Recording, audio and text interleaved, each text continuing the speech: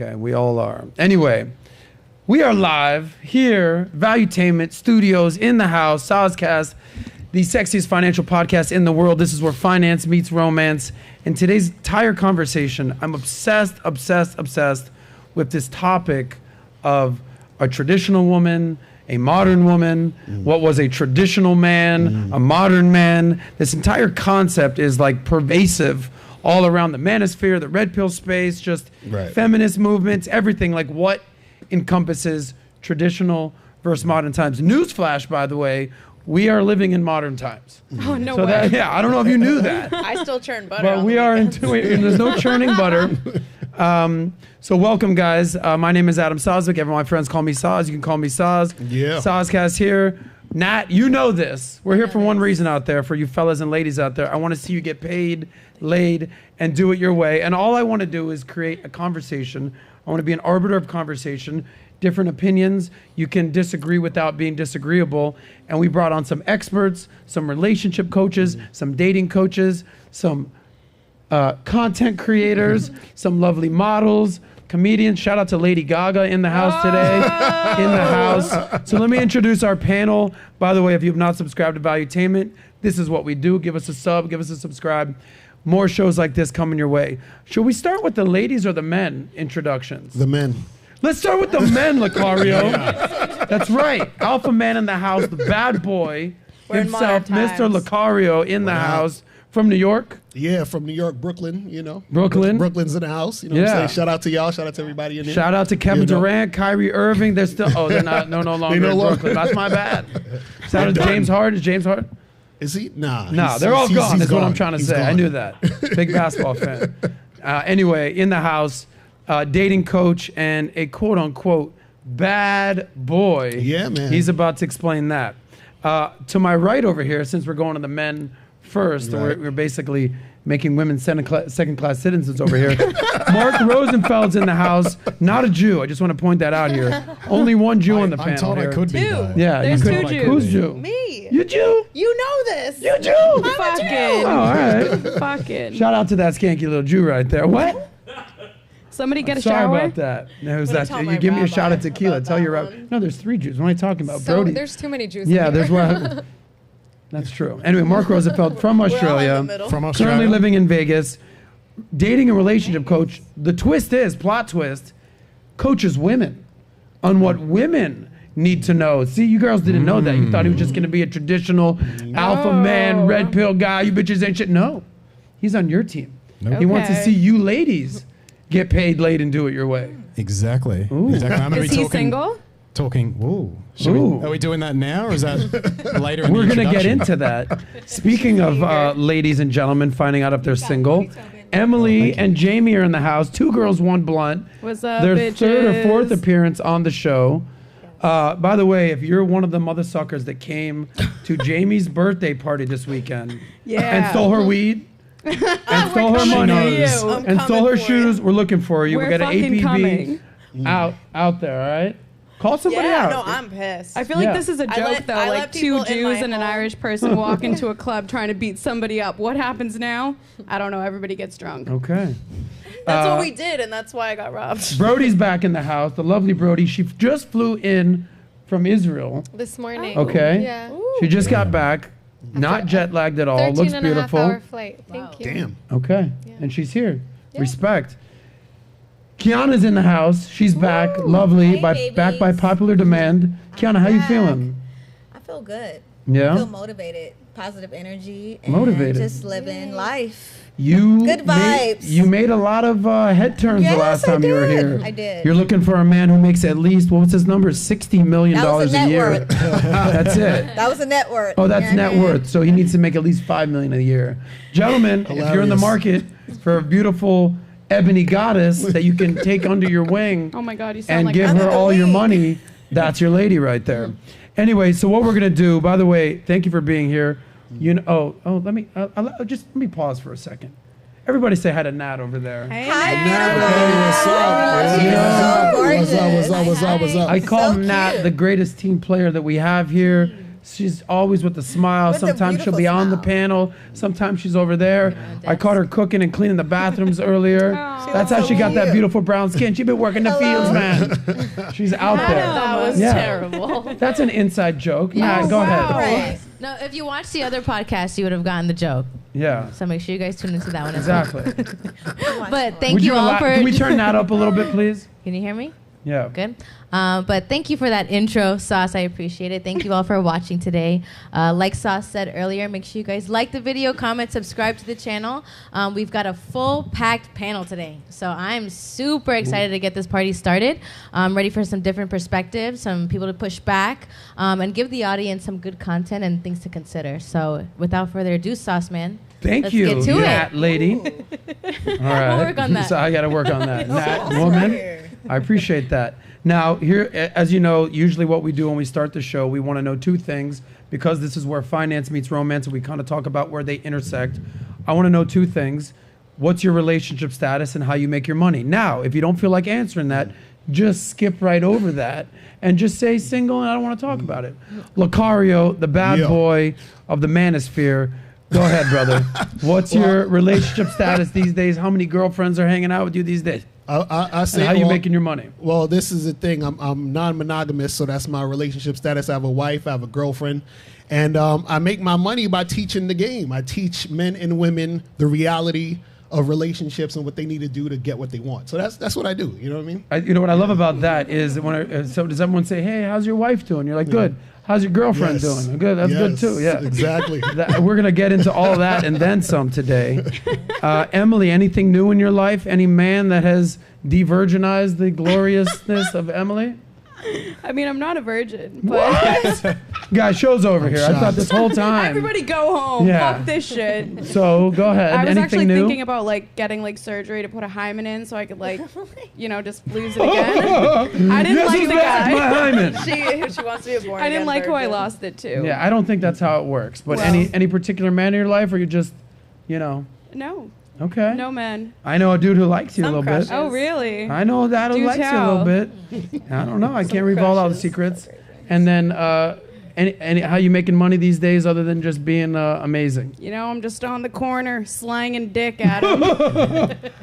So, hymen. OnlyFans. Okay. You're doing OnlyFans. Yes, sir. Now, your pimp's right here. Jamie Lee is in the house. She takes 50. Any man in your life these days? No comment. We're moving on. How you making money these days?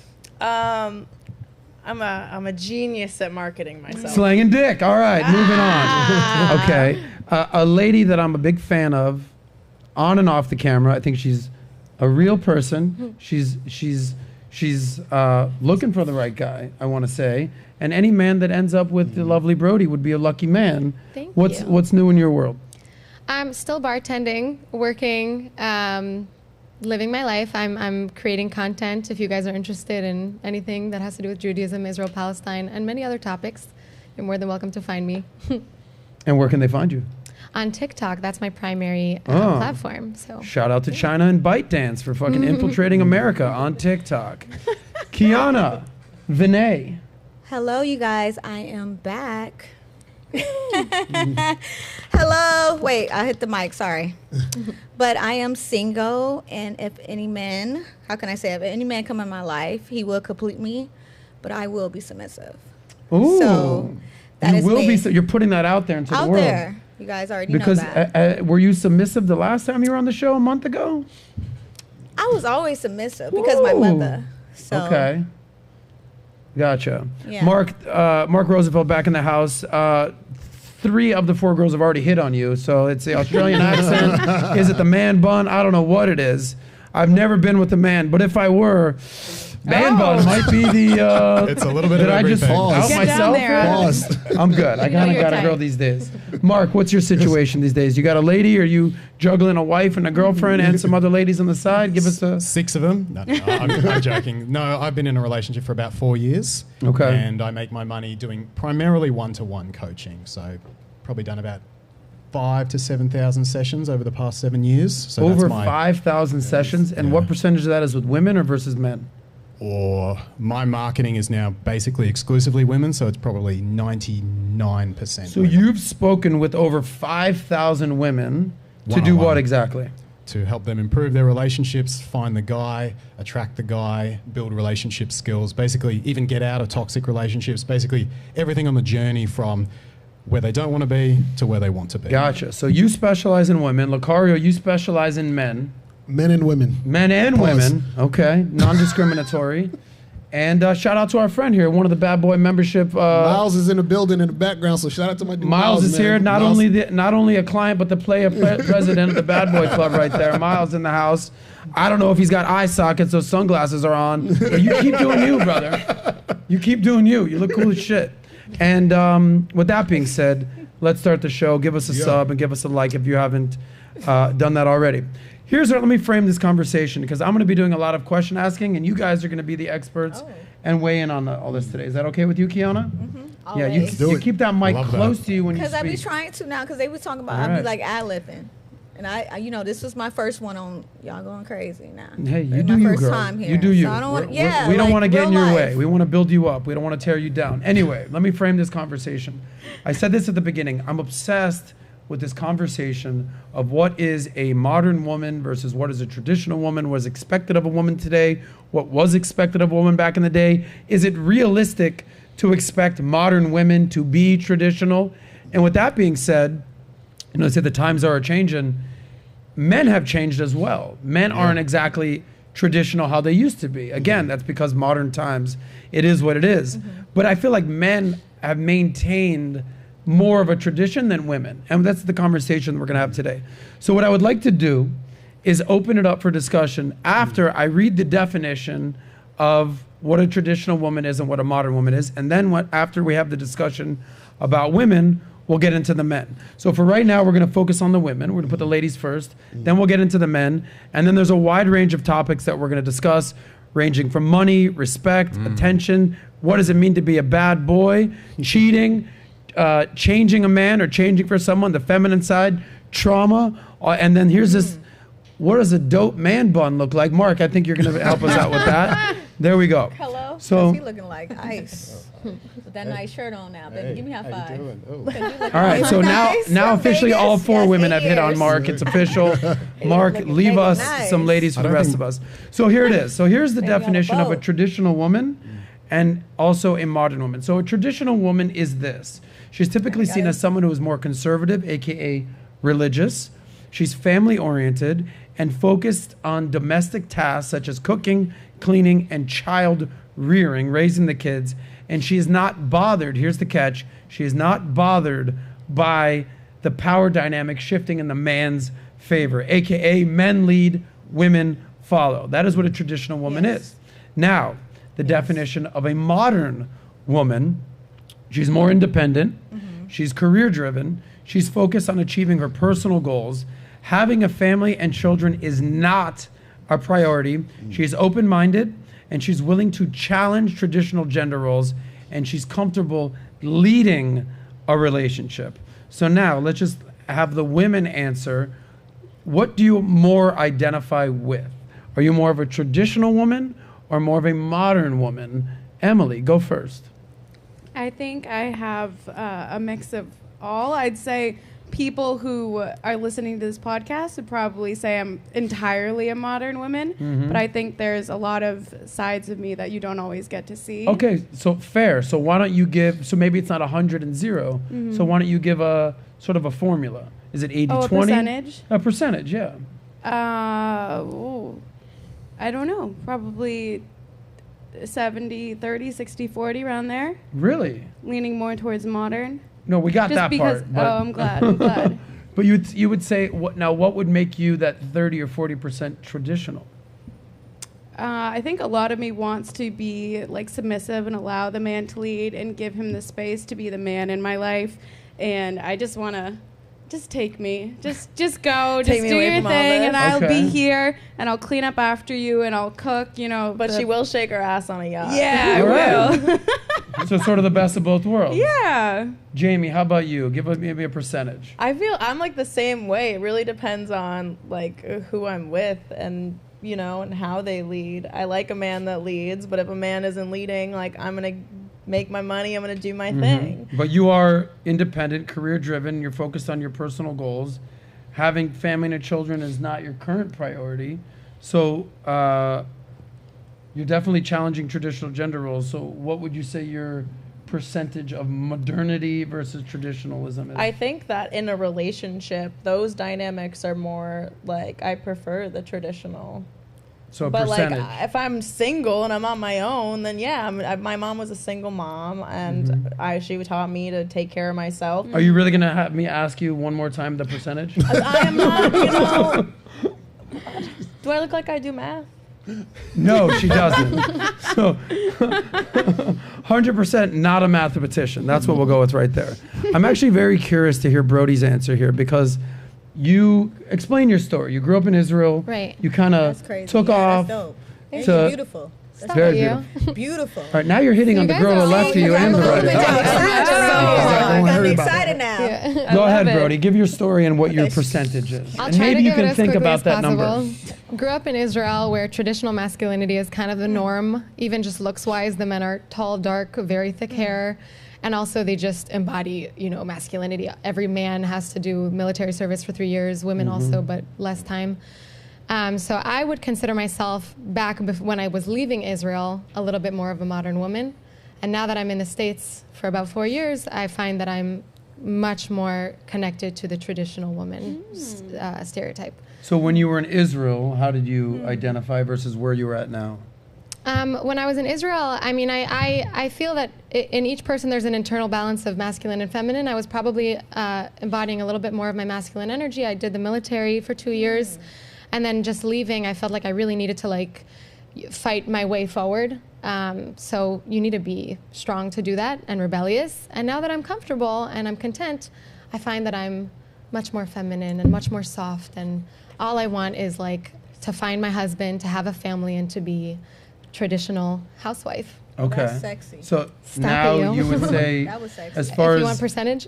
is it fair to say that you were kind of running away from being more traditional? You kind of became more of a modern, I don't want to say feminist, but Classical more like, feminist, maybe? yeah, classical Yeah. feminist. I'm going to do my own thing, be independent. And now you've seen what the other side looks like, and you're like, Yeah. let me kind of go Never back. mind. Yeah, that's exactly right. In Israel, it's like you're in the Middle East. It's different there. You come to America and you're like, what the fuck, dude? This is not how it's supposed to be. Relationships are all sorts of messed up. There's no balance between masculine and feminine here. So that's my take. What's the biggest difference in your mind? I think that there's a rebellion from both sides against what we are wired to think and to be. Excuse my grammar. English is not my first language as well.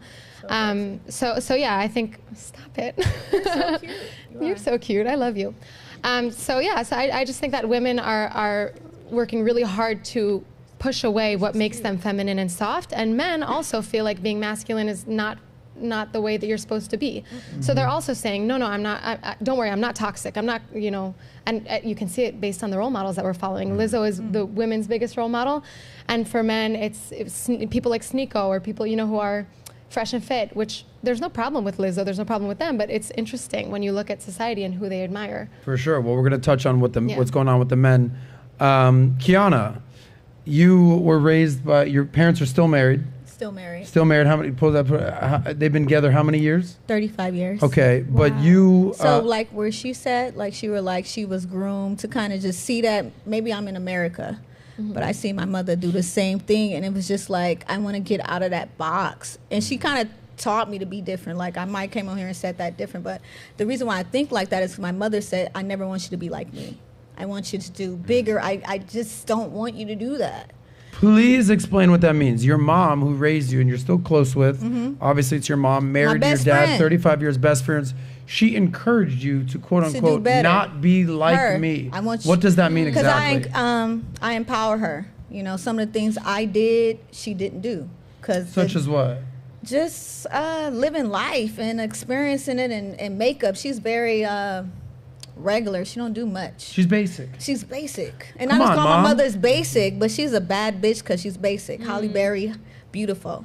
Okay. But for me, it was just like, she pushed me they put me in modeling school. They put me in different things in Hollywood to boost me to be somebody. So it wasn't like I fend for it. I wanted it. They seen it. So they And just what does gave your me mom that. do for work? She's a teacher. She's a teacher. Mother's a teacher. Okay. And percentage-wise, what would you categorize her as far as being traditional versus modern, and what would you label yourself? She's both. Okay. She's both, because she taught me how to be the woman I am today, and at the same time still be married and still do what she do. Gotcha. Now, who leads the relationship for your My parents? father. He's the leader. He's the leader. Okay. But she's the, how can I say it? He's the head, but she the neck. Yeah. You know what I'm saying? Like, she's the one who really hold the household down. You know, give a woman some sperm, she can make a baby. Ooh. Give somebody some food, they makes, you know, I mean, give that grocery works? money, they'll make the food. So she was always his backbone. So I just learned, give a woman some sperm, she'll make a baby. Give her Why do some you meat, think- she'll make a sandwich. Is this what I You know just what I'm heard? saying? We Drake puts gotta, off you know, us. you All gotta right. always have that Very development. interesting perspective. Locario in the house. What up? You're hearing these women talk. Right. Okay. Now you're out there, you're married, you've got a girlfriend as well. Just, you know, best of Right. both worlds, having your cake, eat it too. Right. Based on what these women are saying, who's capping the most? Right. And what do you see out there in the real world? Well, this is the thing. I always say this. What you got to understand is that you can't talk about how women are without talking about men, because women are only how they are in direct correlation to men, period. So this is why even the whole concept of the modern woman is now happening, because the modern man, or you could say the modern male, has dropped the ball, meaning men have become weak, so women had to be more Be masculine. inferior. You feel what I'm saying? So now what happens I is say that that. a lot of guys, they're up there, you know, sleeping on the couch. You understand what I'm saying? They have loser stuff like man caves. Like, a man should not have a man cave. That makes no sense. Your whole house is your cave. How do you have a man cave in your house? So what happens is a lot of guys acquiesce to women, so they're taking the lead, you know, that women are, you know, doing. Like, even, for example, they had that cover with ASAP Rocky and Rihanna the other day on, I forgot what magazine it was. Yeah. And she's in the Are you picture. able to pull that up, Nat? She's in the picture leading him. You see what I'm saying? So a lot of men want to be led by women nowadays. So therefore, you have more of the modern women, quote unquote, just being in the lead because men have dropped the ball. So anything that's happening with women is in a direct correlation to what's going on with men. So women are going to switch up or do a certain thing based off the man they're dealing with, period. So if you're asking a woman, are you modern or are you traditional? It depends on what guy she's dealing with and what leader in his leadership, what he put into place. You see what I'm saying? So that's how that Well, works. okay. By the way, Nat, can we show up that picture of ASAP? I have it, but we don't have You it. just put it Okay. on the graphic now. Anyway, you can Google the picture. But Right. here's my question to you, because great point. Right. The woman will only do essentially what the man does. But Right. you've been in a situation where you would call yourself more of a traditional man, yeah? I would basically just call myself a man. I don't know if traditional, Right, yeah. just a man. I'm just a man. You're a Right, man's just a man man. who No has his fucking own label. thing. Right. So my point is this. So let's say you walked into a situation with a woman and you're like, this is how I operate. Right. What percentage of women are going to be like, all right, let me get on board with you when they first start dating you? Meaning they're already who are they are. Right. I don't see women sort of switching it up, at least initially, Right. for a man. No, and that's the thing. A woman switches up when she sees value in the man. But usually women don't see value in a lot of men nowadays because men don't see value in themselves. So a lot of guys are talking about, when I got to get my looks up, I got to get my money up, my status up, that's going to make me not attractive. that. But it doesn't, It's not because that. there's more every guy, there's a lot of good looking guys. There's a lot of guys with money. There's a lot of guys with, you know, status or whatever you want to call it. So what makes you different? What makes you valuable? And so a lot of guys don't have their own identity. Right. You understand what I'm Find saying? yourself. So, right. So you might have, for example, you could go to a bunch of restaurants to get a burger, right? But there's only one place you can go to get a Big The Mac. best burger. You feel what I'm saying? Like, got so, Jack in the Box. right. So a guy has to be the Big Mac. Don't just be a regular burger, because if you're a regular burger, you're not really valuable in the woman's eyes, because you're not actually being you. You're being what you heard on YouTube, or you're being what you heard in the Red Pill. You're being what you heard in the Manosphere and all that other nonsense. So this is why women are the way they are today, because I always hear guys say, well, women are doing this and women are doing that and I'm like, bro, you have to look at yourself. That's why women are the way they are, because you're the way you are. If you would understand your value, women would listen to what the hell you're saying. They're not listening to you because they don't see value in you. It's that So, simple. and Like you that. do a lot of one-on-one consulting? Yeah, one-on-one consulting. What percentage is it male versus female? I say it's about 75% men, 25% women. Okay, so mostly men. Right. So Mark, you deal with 99% women. Correct, yeah. Correct. So we're having this conversation about traditional women, modern women. I mean, you deal with a lot of women. Yep. So what are sort of the biggest takeaways you say with dealing with women, especially with this concept of modern versus traditional? Yeah, I mean, I always hear the same thing from women, and that is that I actually, if I can trust a guy, and if I can actually be in that feminine role, and if I can actually relax and have him make decisions, and have a guy that can take the lead and be alpha, that's what I would love. But I also want to be able to have a relationship where I can express myself and where there is a little bit of communication.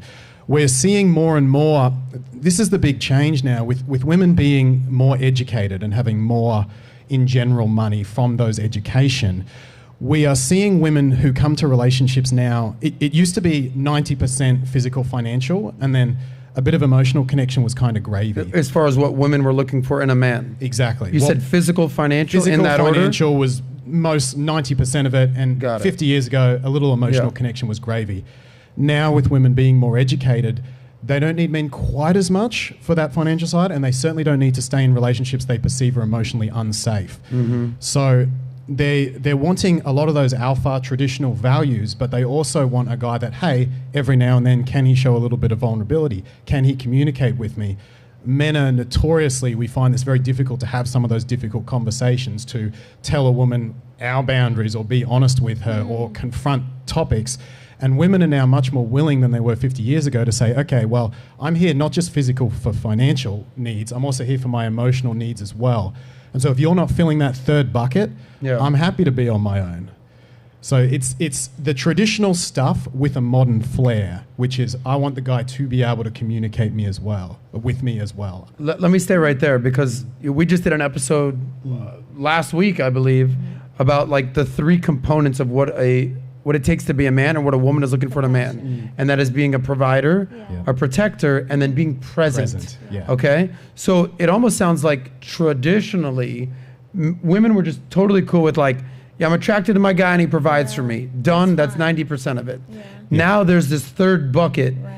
Also because the women are able to make money, so they're not necessarily looking for that provider role. They still very much appreciate it. I mean, woman doesn't want to share her money. She appreciates when the guy can provide. I mean, I make more than my partner, but she's very smart. She makes 6 figures herself. So I'm still sort of doing that role, but a lot of our polarity is from things like her trusting me, her being in the feminine, the sex, all those other aspects, and us being able to have that relationship communication so that when we go through difficult stuff, we can move through it. Women are expecting that. It's almost like a car. Traditional masculinity is like gear 1 to 5. And that's still the majority of what it should be. But every now and then, guys have to have this reverse gear, which is to make sure, for example, we're not being toxic. And by that, I mean physically or financially controlling. And to be able to go to these conversations and actually communicate with our partner.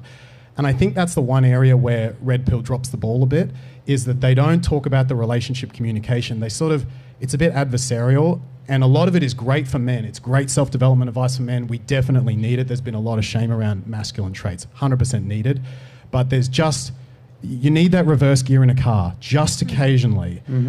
And if you don't have that, not only are modern women in this day and age willing to leave you, but that's where you really do risk becoming potentially toxic. So let me ask you this, and then I kind of want to open it up to the panel to see what they did. So you said traditionally it was mostly looks and financial. So the provider protector. Okay, so meaning they want a good-looking guy who's fit and has his shit together and also his finances together, and that was enough, right? Now there's this third P, if you will, being present, being emotionally available, being a communicator, being willing to trust the man, not only sexually, but just with everything in life. If you could just kind of break it down into buckets, what was and what is. So is it a third, a third, a third? What would it be now with this provider, protector, and being present, emotionally available? Yeah, I mean, it changes from woman to woman. My experience would probably be roughly a third, a third, a third. Okay. I'd love to hear the ladies' opinions on that. Yeah, this is what I want to do. So ladies, I'm going to encourage you to not think outside the box. So don't be like, there's a fourth P that I want to.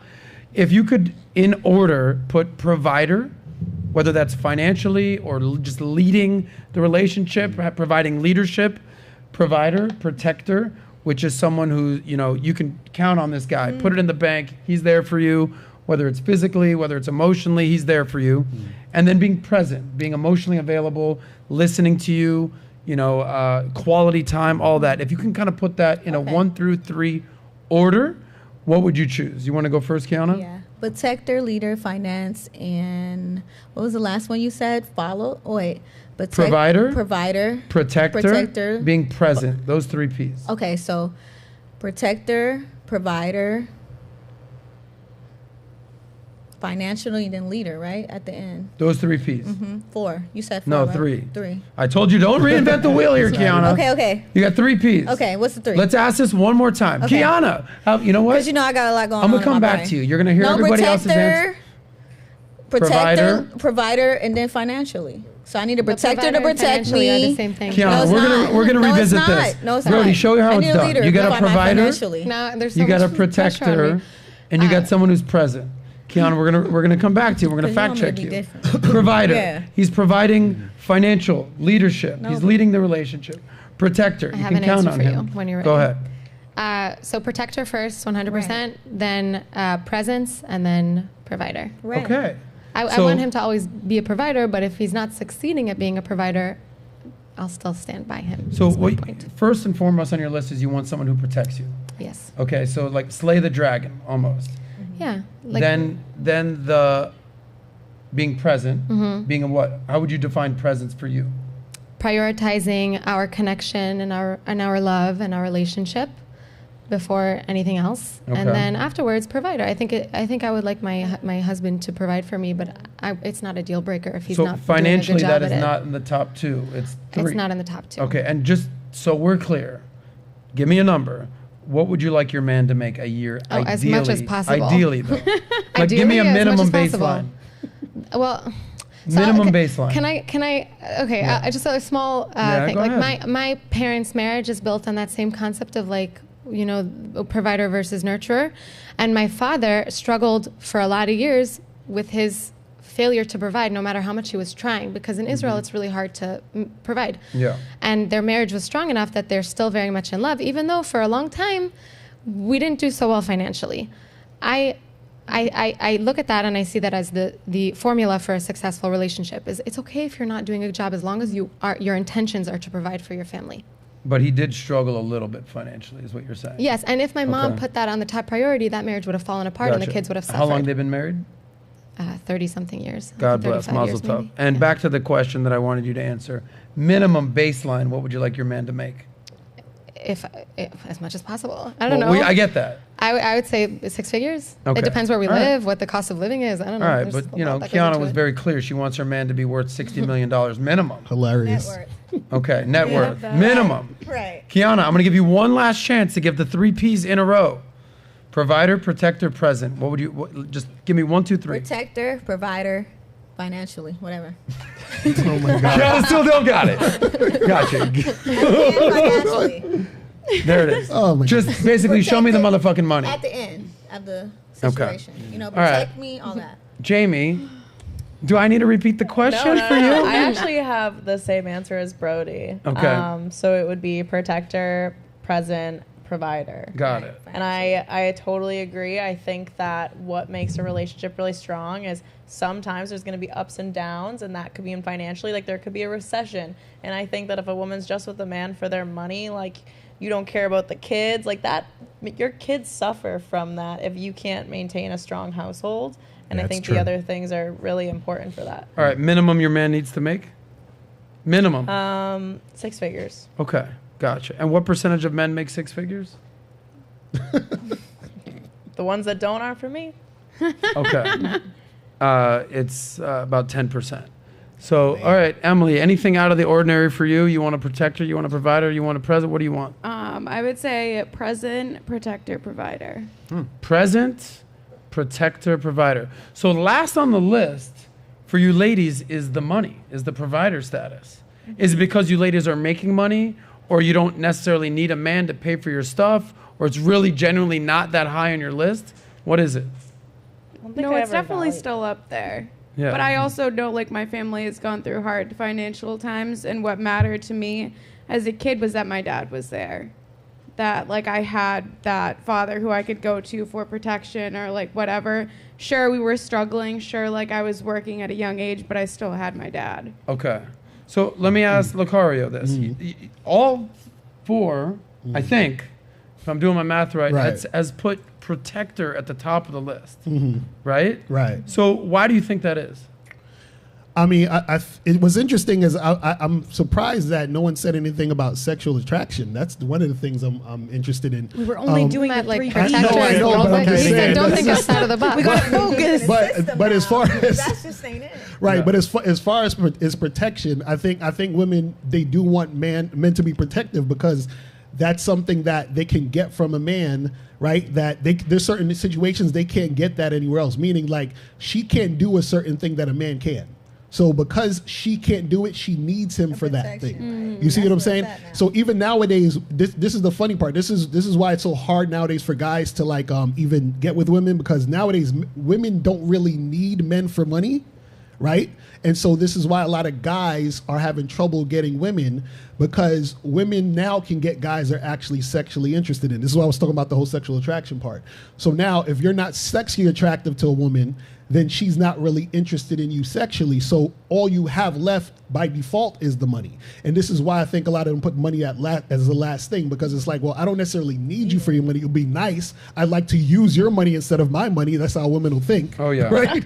But the thing is that I think what most women want is a guy who's a protector, provider, but he's also sexually attractive and sexually appealing. And I think that's what's missing out of marriages nowadays, is that you have guys who are married to their wives, but they're like, well, I haven't had sex in a month. You know why? Because she's not sexually attracted to you.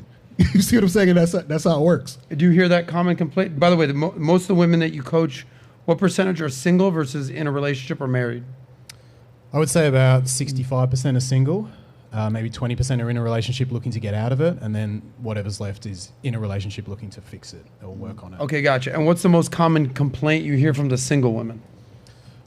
With the single women, it's a lot of dating stuff. So it's a lot about, what am I doing wrong? I do get a lot of those women who are too far on the modern side, and they've kind of lost touch with some of that feminine, more traditional stuff. So it's almost like the education and the money thing, it's like, it's nice to have, but it's kind of like, it's like gravy.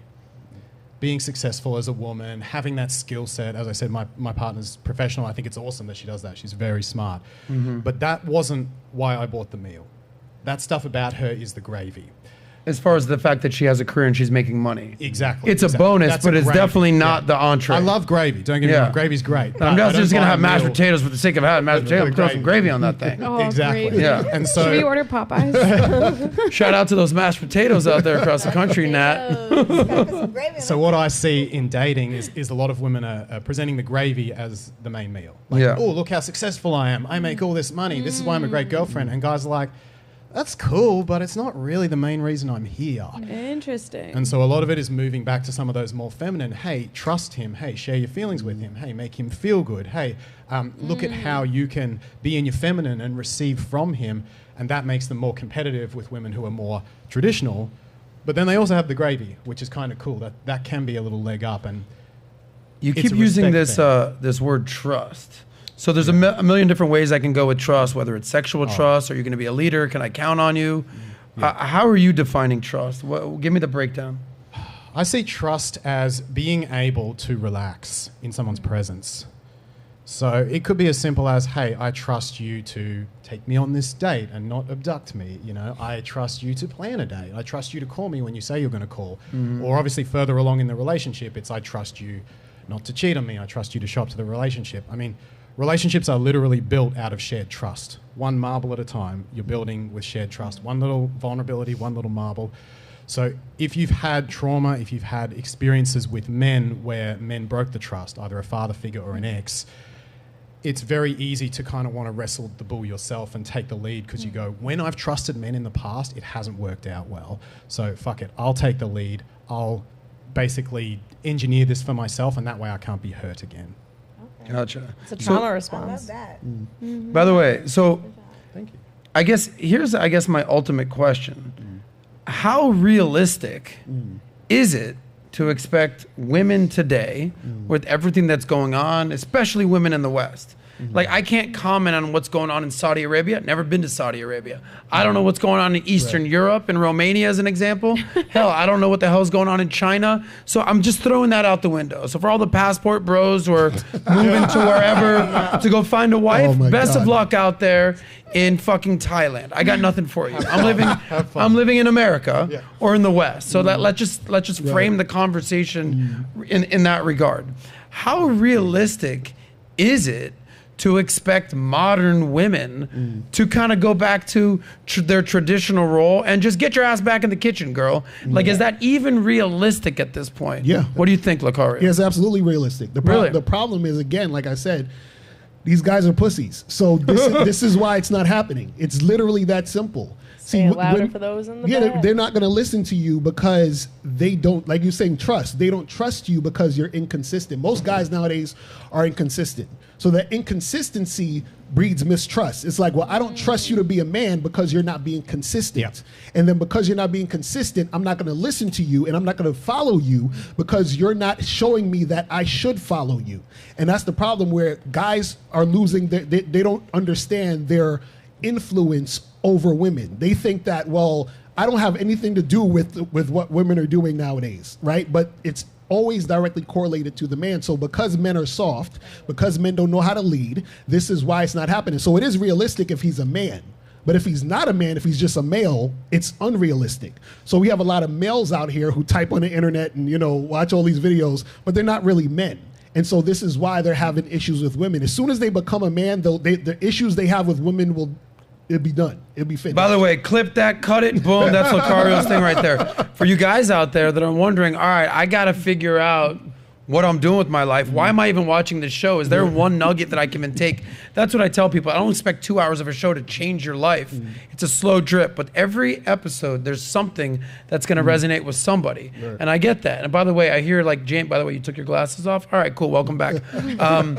I hear women be like, It's like a black lady in church almost. Like, like exactly, a lot of that. All right, shout out to my black ladies that are watching the show. But that does seem to be a similar theme, that like men aren't being men anymore. Is that a complaint you commonly hear? Absolutely. Women are craving men who are confident, who are men, who are traditional in the sense of, I can trust him, he can make decisions, I can relax around him, he protects me, he's a provider, is ideal.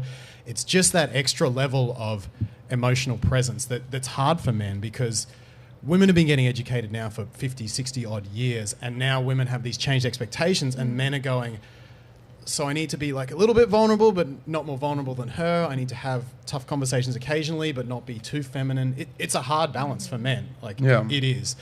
Well, we're going to touch on men in a second, so just don't think that we're all just here shitting on the women over here, trying to figure out the women. Women are craving it. We're going to go to the women. What's that? Women are craving it. Men crazy? Men craving it. Oh, yeah. Women are crazy and they're craving it, is what I just found out. Brody, you kind of revealed initially, you were in Israel. It was more traditional. Yeah. It's, the Middle East. People forget about that. Shout out to my Israelis out there. Blessing. You came to America, you're like, holy shit, this is crazy. I can do whatever I want, kind of free for all, South Beach, so to speak. And now you just got back from Israel. There's like this maybe, I don't know if it's a yearning or realization. You're like, what, maybe I can be we talk about it all the time, that it's traditional. impossible to meet someone in Miami. It's just, there are no dating options. Well, I live in Miami. Let's not label us all out there. You hear that, baby? I'm a good man. I'm just kidding. And I'll also say, I'm like curious, I have this like thought exercise. What would it be like if America had a need for a mandatory draft, how that would change society here? Because I think that a lot of the reason that Israel is so traditional is because of the mandatory draft. But that's just my no doubt. opinion. You struck on a chord that I'll talk about. That we have it so freaking good here in America that we're making up problems in our own head. We got so much free time. We talked about this today on PBD podcast that we did. Sick event, by the way. Shout out if you watch that. And it's in other parts of the world. You don't have time to complain. You don't have time to be depressed. You're trying to fucking fight for survival. Right here, you have so much time on your hands for nonsense, for reality TV, to just like to just a deal. blessing. We're so fortunate and so lucky to live here that we make up problems in our mind. Can I add So on that? 100%. And if there was a draft here in America today, you softies out there would not know what to do with yourself. It's also, if you look at letters that soldiers write, their main motivator is to protect their wives, their girlfriends, their children. Like that is a man's purpose, or let me say that's the general men's purpose. And something about being in touch with your divine masculinity is so important. It fulfills you, and the same with divine femininity, I think. Yeah. So let me go back to this initial question, because we talked about living in the West in America, or even Australia. Is Australia considered the West? I think it's like down under West. It's like our weird criminal cousins out there. How realistic is it for modern women in the West? How realistic is it to expect them to just revert back to traditional roles? It's how they say, like, once the genie's out the bottle, you can't get it back in. Once the toothpaste is out the tube, you can't get it back in. Now that women have been liberated and educated and have so much freedom, and they can monetize, whether that's work, whether that's college, whether that's being sexually monetized, whatever it is, how realistic is it for women to get that taste of independence, to be like, skirt, back into traditional roles? How realistic I think is it? It's very real. I'm very, very pro female mandatory draft as well. Like, that's surprising to people. In America? In America as well. I don't think that women should be in combat. I think maybe there's a very small amount of women that can meet the criteria, and then, you do you. But I'm very much about equal opportunity, not equal outcome. And I think that women should have the opportunity to be educated, to do whatever they want. But I think we also need to come to terms with the fact that what's going to make us happy at the end of the day is being more traditional, more feminine, more soft, and more nurturing. Okay. It's in our DNA. So, there's this stat. I want to come to you for a second, by the way, Lady Gaga. Can you put your glasses back on? It was kind of fly. All right. Well, two-part question. So, what would it take for you? You're doing your thing. You're out there. You're shaking your thing. I see you on the internet. You're living your best life. You're making money. What would it take for you to revert back to more of a traditional role? Cooking, cleaning, taking care of the kids, family woman, versus independent, doing your own thing?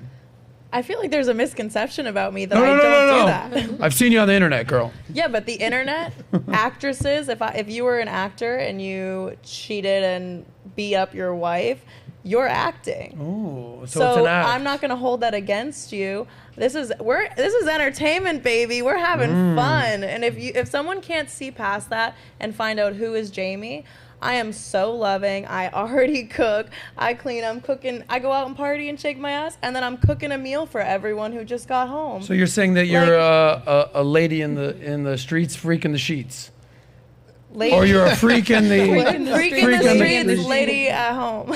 Okay, that didn't rhyme as good. But then back to the sheets. It's like a sandwich, and I'm good at making them too. So. Well, Brody touched on this. There's this study by Morgan Stanley. It's called the she-economy, not the economy, the she-economy. Oh God! We've talked about this all before, about how basically women control a large share of the U.S. consumer wallet, $7 trillion to be exact. By the way, I think our total GDP of the United States is $20 trillion. So that's a large chunk of the economy.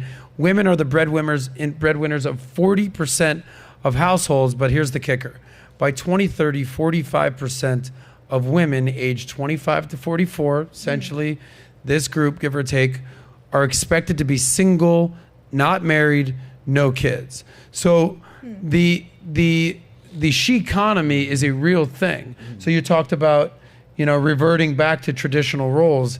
It might happen to you. It might even happen to you. But do you think it's going to happen in a mass scale to millions of women in the West? Go ahead, Brody. I think if we don't change our ways, if we don't start confronting I don't have the vocabulary for this. If we stop putting down masculinity and suppressing masculinity, and we start promoting divine femininity, then I think we have a chance. But right now, we're really not headed in that direction. Okay. So I don't have a lot of Keiona, faith. I'm going to ask you a question. Yeah. You meet this dude. He's like, I got you, baby. You're beautiful. You're going to step into my world, jump in my car. I got you. I'm going to be your provider, your protector. And what's the third P? Oh, leadership or something or other.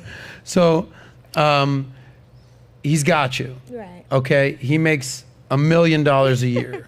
Do you just flip the script and you're in his world now? That's it, done. If he complete me, I'm submissive. Okay. I'm there. If he complete me. And he's checking all the boxes. If he complete me, I'm Now there. that same dude makes 80 grand a year. You signing up for that team? I mean, if he complete me, it can be from learning. It can be something else. He might make that, but it can Mm-hmm. be something else he's doing that got me excited. Okay, so something just it's just not switched. the money for me, but at the same time, if I'm learning from you, you got something going on. I'm looking more deep than that. Okay, because internally. the reason that I'm going to give I make you my own money. right, but you were very clear that you wanted a multimillionaire the last time you were here. I What want changed? all of that. Yeah. Who I doesn't, still though? want that. That's still my net Who worth. doesn't? Who doesn't want a multimillionaire? Yeah. Okay. But at the same time, I'm working for that for myself. Yeah. You know what I'm saying? So anybody that come complete me, I'm good with that. So at you the want same that time. Jerry Maguire moment. You complete me and then you run away into the sunset. I don't want that. Okay. I'm just. So be very clear. What do you want? Because there's going to be men I'm out there single. that. Go ahead. That's what I want. I'm single. I am working on my own, and if a man come and complete me, I'm fine. with Okay, that. but what does it mean for a man to complete you?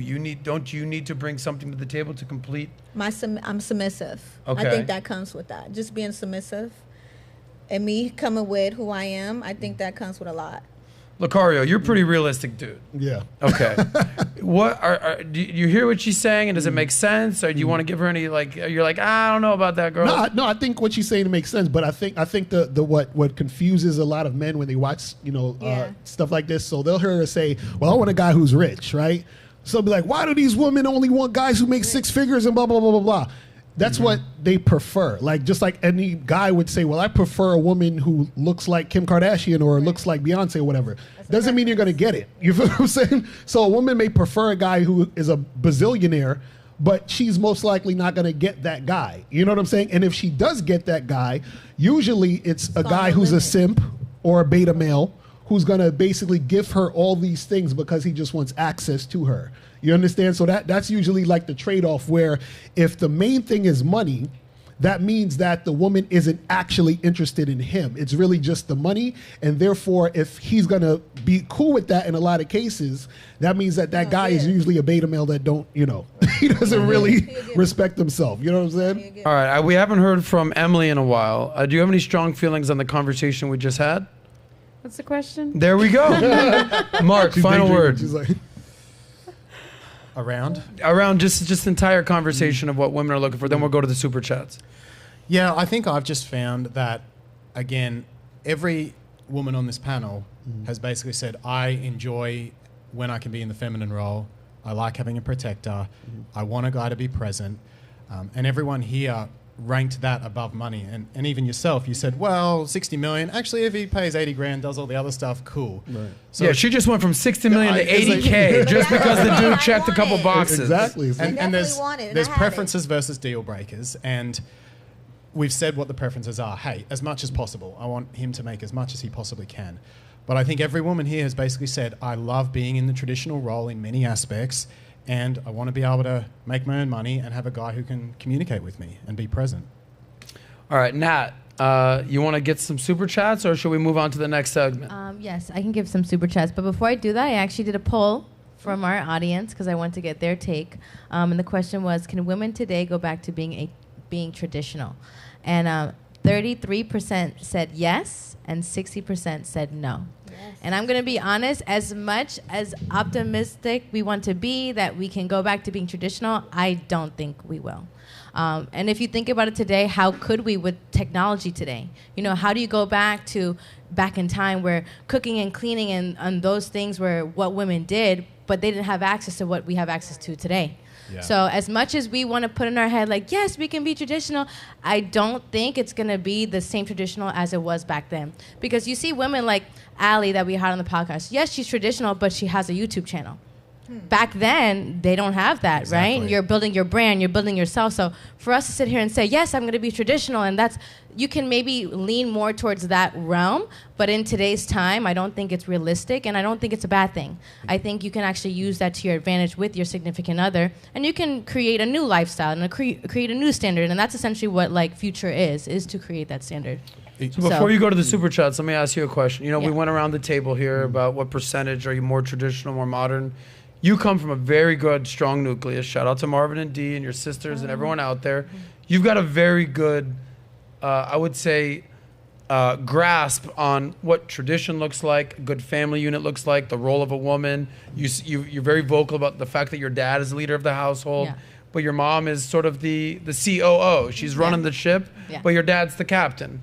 How do you view yourself in terms of modern woman, traditional woman? Because there is a balance. Yes. As much as I want to say I'm super traditional, I would say I'm a good combination of both. I would say there is some modern women in me, specifically because, I mean, I do have to work and I do have to pay my bills. And I actually do agree with Mr. Locario. What he said is that, you know, if you find a man that will be able to relieve you of certain duties, then you can become a little bit more traditional. So I think right now where I'm at, you know, trying to survive and take care of myself and be a good woman in the world, I'm more on that modern end in that sense. But what I want is to be more traditional, but I need support. I need someone from the other end to help me to do that. So I think I'm a combination of both. I don't think I'm you know what? Before you get to Super Chats, let me ask one last question, because this is something that actually is coming to my mind right now. This concept of phases. Everyone goes through a phase. So even men go through phases. I'm like, I'm a boy, then I'm a bad boy, then I'm a man, you know, that whole thing. You know, with women, you hear this, well, it was just my hoe phase, right? After college. Nonsense. You know, what is it? No, there's no such thing as a whole phase. It's just, that's your life. Like, there's the whole phase is a, well, then there's a come to Jesus moment, and then they kind of say, you know, I want to replace my hymen and become a virgin again, and that whole thing. I won't. I think everything Say I won't. Say I fucking But here's won't. my question. So let's just say there is a hoe phase that women kind of get slutty, and that's cool. It's after college, they do their thing. And then they kind of become a one-man woman. Is it realistic for women to be like in the independent phase and then sort of find their traditional lane to fill? Like let's say you were raised in a traditional family, you went through an independent phase, but now you're looking for that more traditional role. That seems to be fairly realistic, no? I also think it's part of the rite of passage for a high-value woman is the ability to be strong, be alone, and build a lifestyle for yourself. And then, you know, the hope is that a high-value man will come and, like you said, relieve you of that. I also think that, like, there's something so attractive about hearing you speak and seeing how you're opinionated, you're feminine. It's not like the second a woman opens her mouth, oh, she lost her value. She needs to be just pretty and stand and you know, take care of my kids. So yeah, I think that there's a balance of feminine and masculine, internal and external. Yeah, because I use Nat as a barometer, because Nat, I wouldn't say she's completely traditional, but she's no like independent, I don't need no man boss. If there is a balance. I promise you there's so many people have a crush on you that are watching this right now. But even our friend Emily over here, who's looking into hymen replacement surgery, as adorable as that is, you hit the nail on the head. You said, I'm not one or the other. There's a balance. I think that's important to point out. Thanks. Yes? Yeah. I do my best. I mean, none of these women are saying, I want to move to Saudi Arabia. Like, that's the lifestyle I want. The migration of women from here to Saudi Arabia is very minimal. Okay, so let me ask you the question, because you talked about your issue with the red pill community. When you're here for that, you actually had high praise for a lot of it. How realistic is it for men to actually expect that from a woman, to just stay home, cook, clean, raise the kids? I'm going to make all the money. I'm going to be out there. You just stay in the kitchen. Is that even realistic these days? And if it is, how realistic is it? Well, didn't we just mention that only 10% of men make above $100,000 a year? Correct. The cost of living is literally raising every single day. Why are eggs $6 for fucking 12 of them? It's not realistic anymore for the man to be the sole breadwinner and be able to provide. Like the average man, if you're making $40K a year, it's going to be very hard to raise like a big family like that traditional man might want on that low income. So basically you're saying, hey, buddy, you want a traditional woman? Go make more money. Be a traditional man. But it's not even about that, though. You see, if I'm your man, right?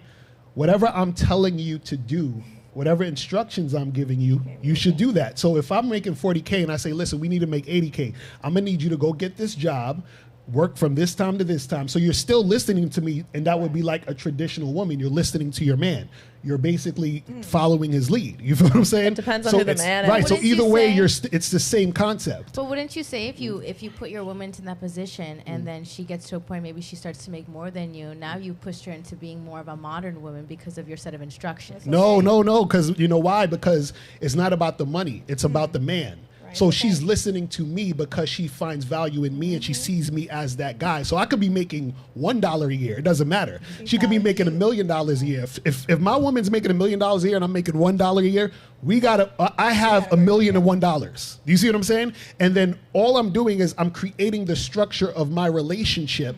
And so she's following me because I'm the man. So the money is inconsequential. The only reason money becomes an issue, and I always tell guys this, it becomes an issue because she never saw you as a man in the first place, and she was basically seeing you as the money.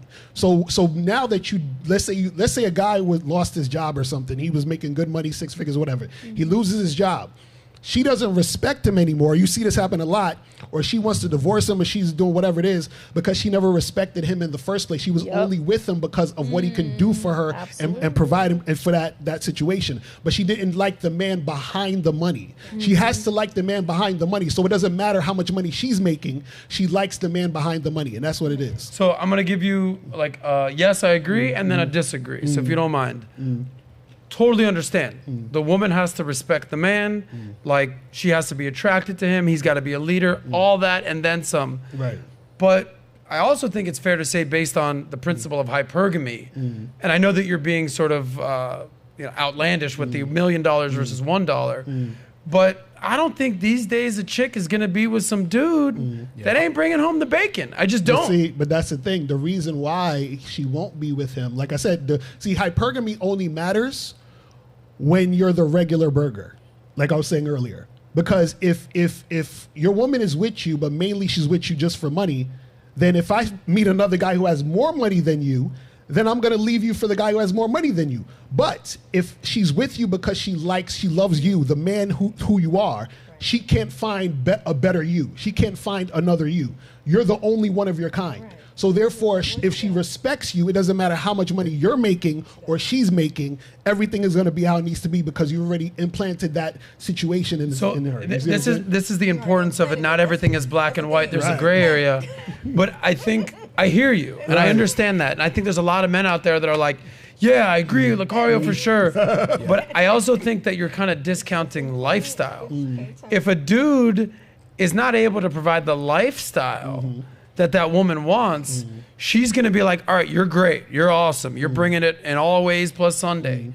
But I'm paying your bills. I'm paying the rent. I'm the one paying for flights. I agree. I'm going to go find some dude that is just as dope as you, but he's going to pay for my lifestyle. But see, and that's I don't know if this, I think you're kind of discounting the financial aspect. I don't know. I dated somebody and I made more money than them, but he provided a lot of the other things. I didn't give a fuck. Let's buy flights. Let's go to LA. Let's do this. Want a PS5? How long did you date him for? But then I felt like he was a year. Okay. And why'd you break up with him? Because towards the end of the relationship, he stopped being able to provide that emotional security. But see, he got insecure because you were making more money. Once he stopped being able to provide the emotional security, then I'm like, why the fuck am I paying for this man's flights? Somebody else would be paying for my flights. And I started thinking about But check money. this out. See, this is the issue, though. She's looking for the BBD. Right. I'm not talking about what you got going on. I'm talking about bigger, better and notice deal. what you said. You said paying for her lifestyle. Yeah. See, that's the issue. See, if a man gets with a woman, it's not about her lifestyle. This is why a man has to put a woman into his lifestyle. She has to become part of his program. And that's the problem with a lot of men. They're going along with the woman's program, which is why she doesn't respect them in the first place, which is why she's going to jump from him to another guy because she never respected him because he never had a program. So when her lifestyle is supposed to be his lifestyle, meaning that she's supposed to be following him.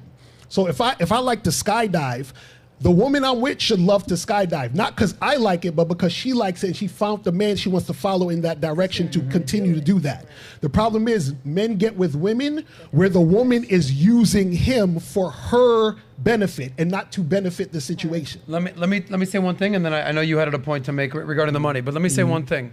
You know how they say that your network is your net worth? All right, who do you surround yourself with? Your network is your net worth. Make sure you're around the right people, all that. So here's where I'm going. At one point in a previous relationship, I was rolling with some, let's just say some big dogs, right? All the dudes had money, mansions, they're doing their thing. I mean, I'm good. I was the poorest guy by far in this crew, okay? I knew I was the poorest guy in this crew when everyone jumped in the pool with all their jewelry on and I took my watch off. I was like, yeah, I didn't want to risk it. That's how you kind of know, you know what I'm saying? You guys know what I'm talking about. But point is, it's almost like being the, would you rather be the nicest house in the worst neighborhood or the worst house in the nice neighborhood? I was the worst house in the nicest neighborhood. Right. I'm rolling with dudes. And here's what I'm thinking. Girls are very impressionable, okay? Now, if my girl is sitting here, let's say Brody's my girl right here, and she's hanging out with this girl and this girl and this girl, and girls do, oh, where'd you get that ring? Where'd you get that bag? Oh my God, I went to Mykonos this summer, St. Bart's. Oh, where'd your man take you? Blah, blah, blah, blah. They're doing that thing. And they start saying, hold on, what? What does your man do? Oh no, he's not, what? You're paying for everything? Now these girls are gonna be like, no, you can't, girl, you need it, blah, blah, blah, blah. Boom, you're done. You're fucking done. Right. And next thing you know, she's like, honey, this just isn't working. I've seen it before. So that's why I'm saying, like, I agree with you. There's so much of what I'm saying. The man has to be the fucking man, whether he's making fucking 40 grand a year or $4 million a year. Shout out to Keiona and what she's looking for. But the money does play a bigger role. But that's because that guy doesn't have influence over his woman. It's that simple. No, it's Or maybe biology. she just has standards. No, I'm telling. No, he doesn't have influence over her. Meaning that, okay, check this out. Understand, even just in, like psychologically, how people just think about the way they think about things and the way they go about things. The reason why you usually do what you do is because you've been conditioned to think a certain way and to be a certain way, right? So what happens is that if you're not teaching your woman anything or teaching her how to be with you or enlightening her, upgrading her mind, then what happens is that she has no attachment to you. So most guys don't have an attachment to, most guys don't have women who are attached to them, meaning that the woman doesn't have a deep, connection to the dude. It's very surface level. So money is always surface level. And so what happens is of course, if you're a surface level dude, then yeah, definitely what you're saying is going to happen. Meaning that if she finds someone who has more than you, she's going to be gone. That makes perfect sense. But the problem is that if you're a guy who doesn't know how to influence his woman, then she's going to be gone. Check this out. For example, I'm non-monogamous. My wife and girlfriend can see other men, right? I've been with my wife for 15 years. My wife's been with guys who are taller than me. I don't know about better looking. I think I'm the flyest dude ever. But, let's say she's been with guys better looking than me, more fit than me, have more money than me, right? And these guys, they would try, you know what I'm saying? They could try to get at her and everything like that, and she's still here with me. But the reason why she's with me is because I've influenced her. Like if you were to talk to my wife or even my girlfriend, some of the stuff they say would sound like you're talking to me. And that's because I have influence over them. The problem is most guys don't have influence over their woman, so it's easy for the girl to stray.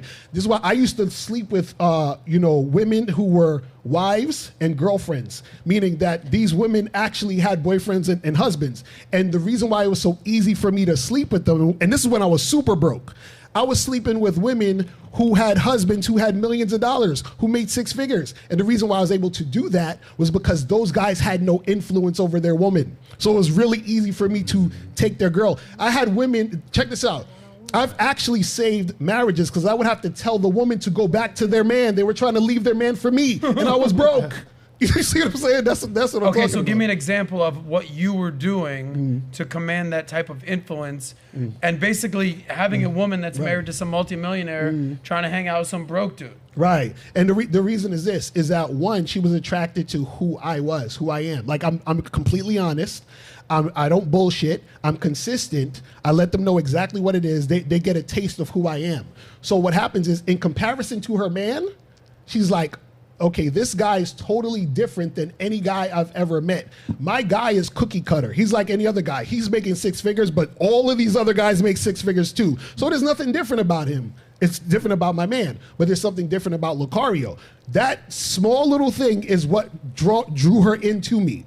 You see what I'm saying? And so what happens is that it was easy for me to take his girl because he didn't have any influence. Now, I did run into women who their men actually had more influence over their girl, and those were the hardest girls to get. Some of them I couldn't do it because they were so about their man, and I respected it.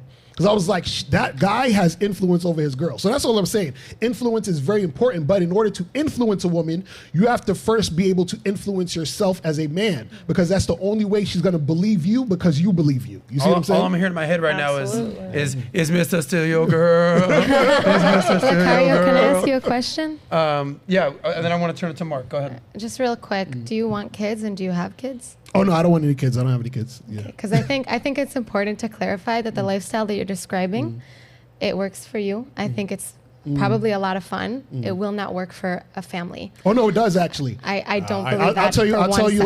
I do not believe that for 1 second. No, I'll tell you right. There's actually a couple. Before you answer that, how old are you? 41.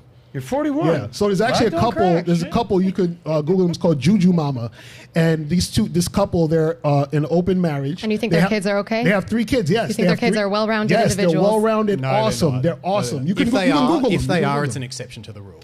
All right, Mark. Thank you. So he doesn't want a family. Great question. Give me what you agree with and what you disagree with what Locario just said. Is there anything you agree with? Yeah, there's definitely pieces. I think when he says influence, he's talking about having a sort of a building blocks. He's talking about being more than just money. So he's talking about let's build something together.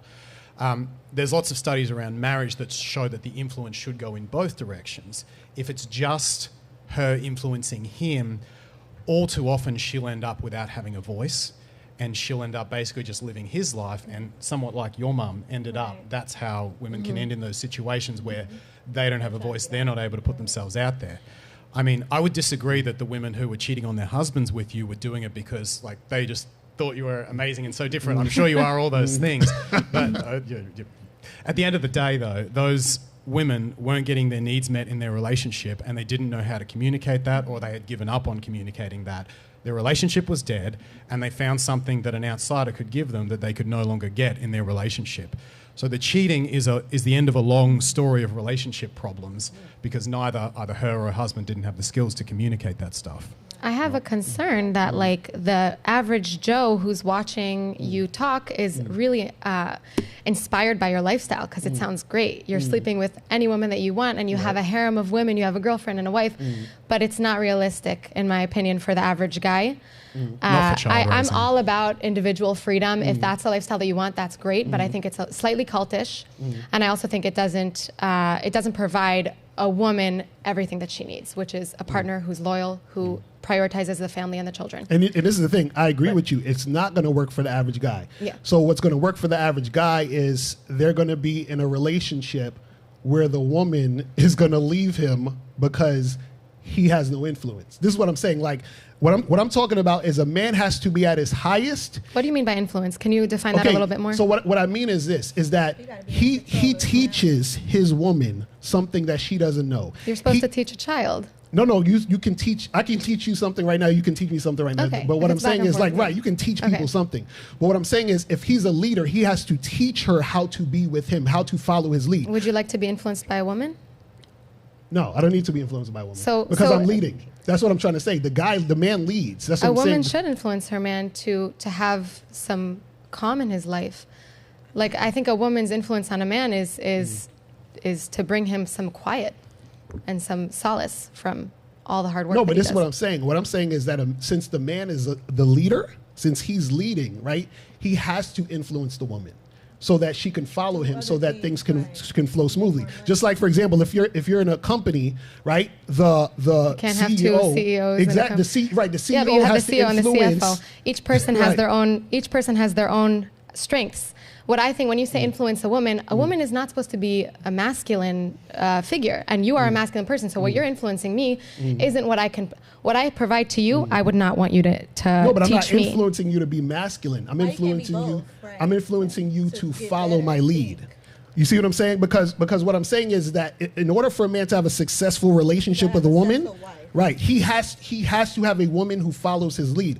The problem is that you have a lot of men who are following women's lead, because we're talking about, well, what does the woman want in her lifestyle? And, you know, she's going to leave you if this other guy has more money and hypergamy. Yeah. All of that is coming from the fact that the woman is not really following that man. As soon as when she's not following that man, she's susceptible to be influenced by somebody else. So because the woman's going to be influenced regardless. Or maybe just, I agree with what you're saying, and I promise I'll finish in just a second.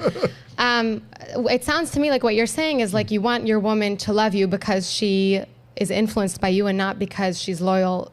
And the reason I'm saying is, like, if my husband said to me, I want a girlfriend, I would say, that's funny. Like, there's no way. And you know why you would say that? But if my husband said, I want to move closer to my parents, or I want to put the kids in a certain school, and I want to this, then yeah, sure. Like, let's talk about it. I like the way you think. I want to do what you want to do. How about this?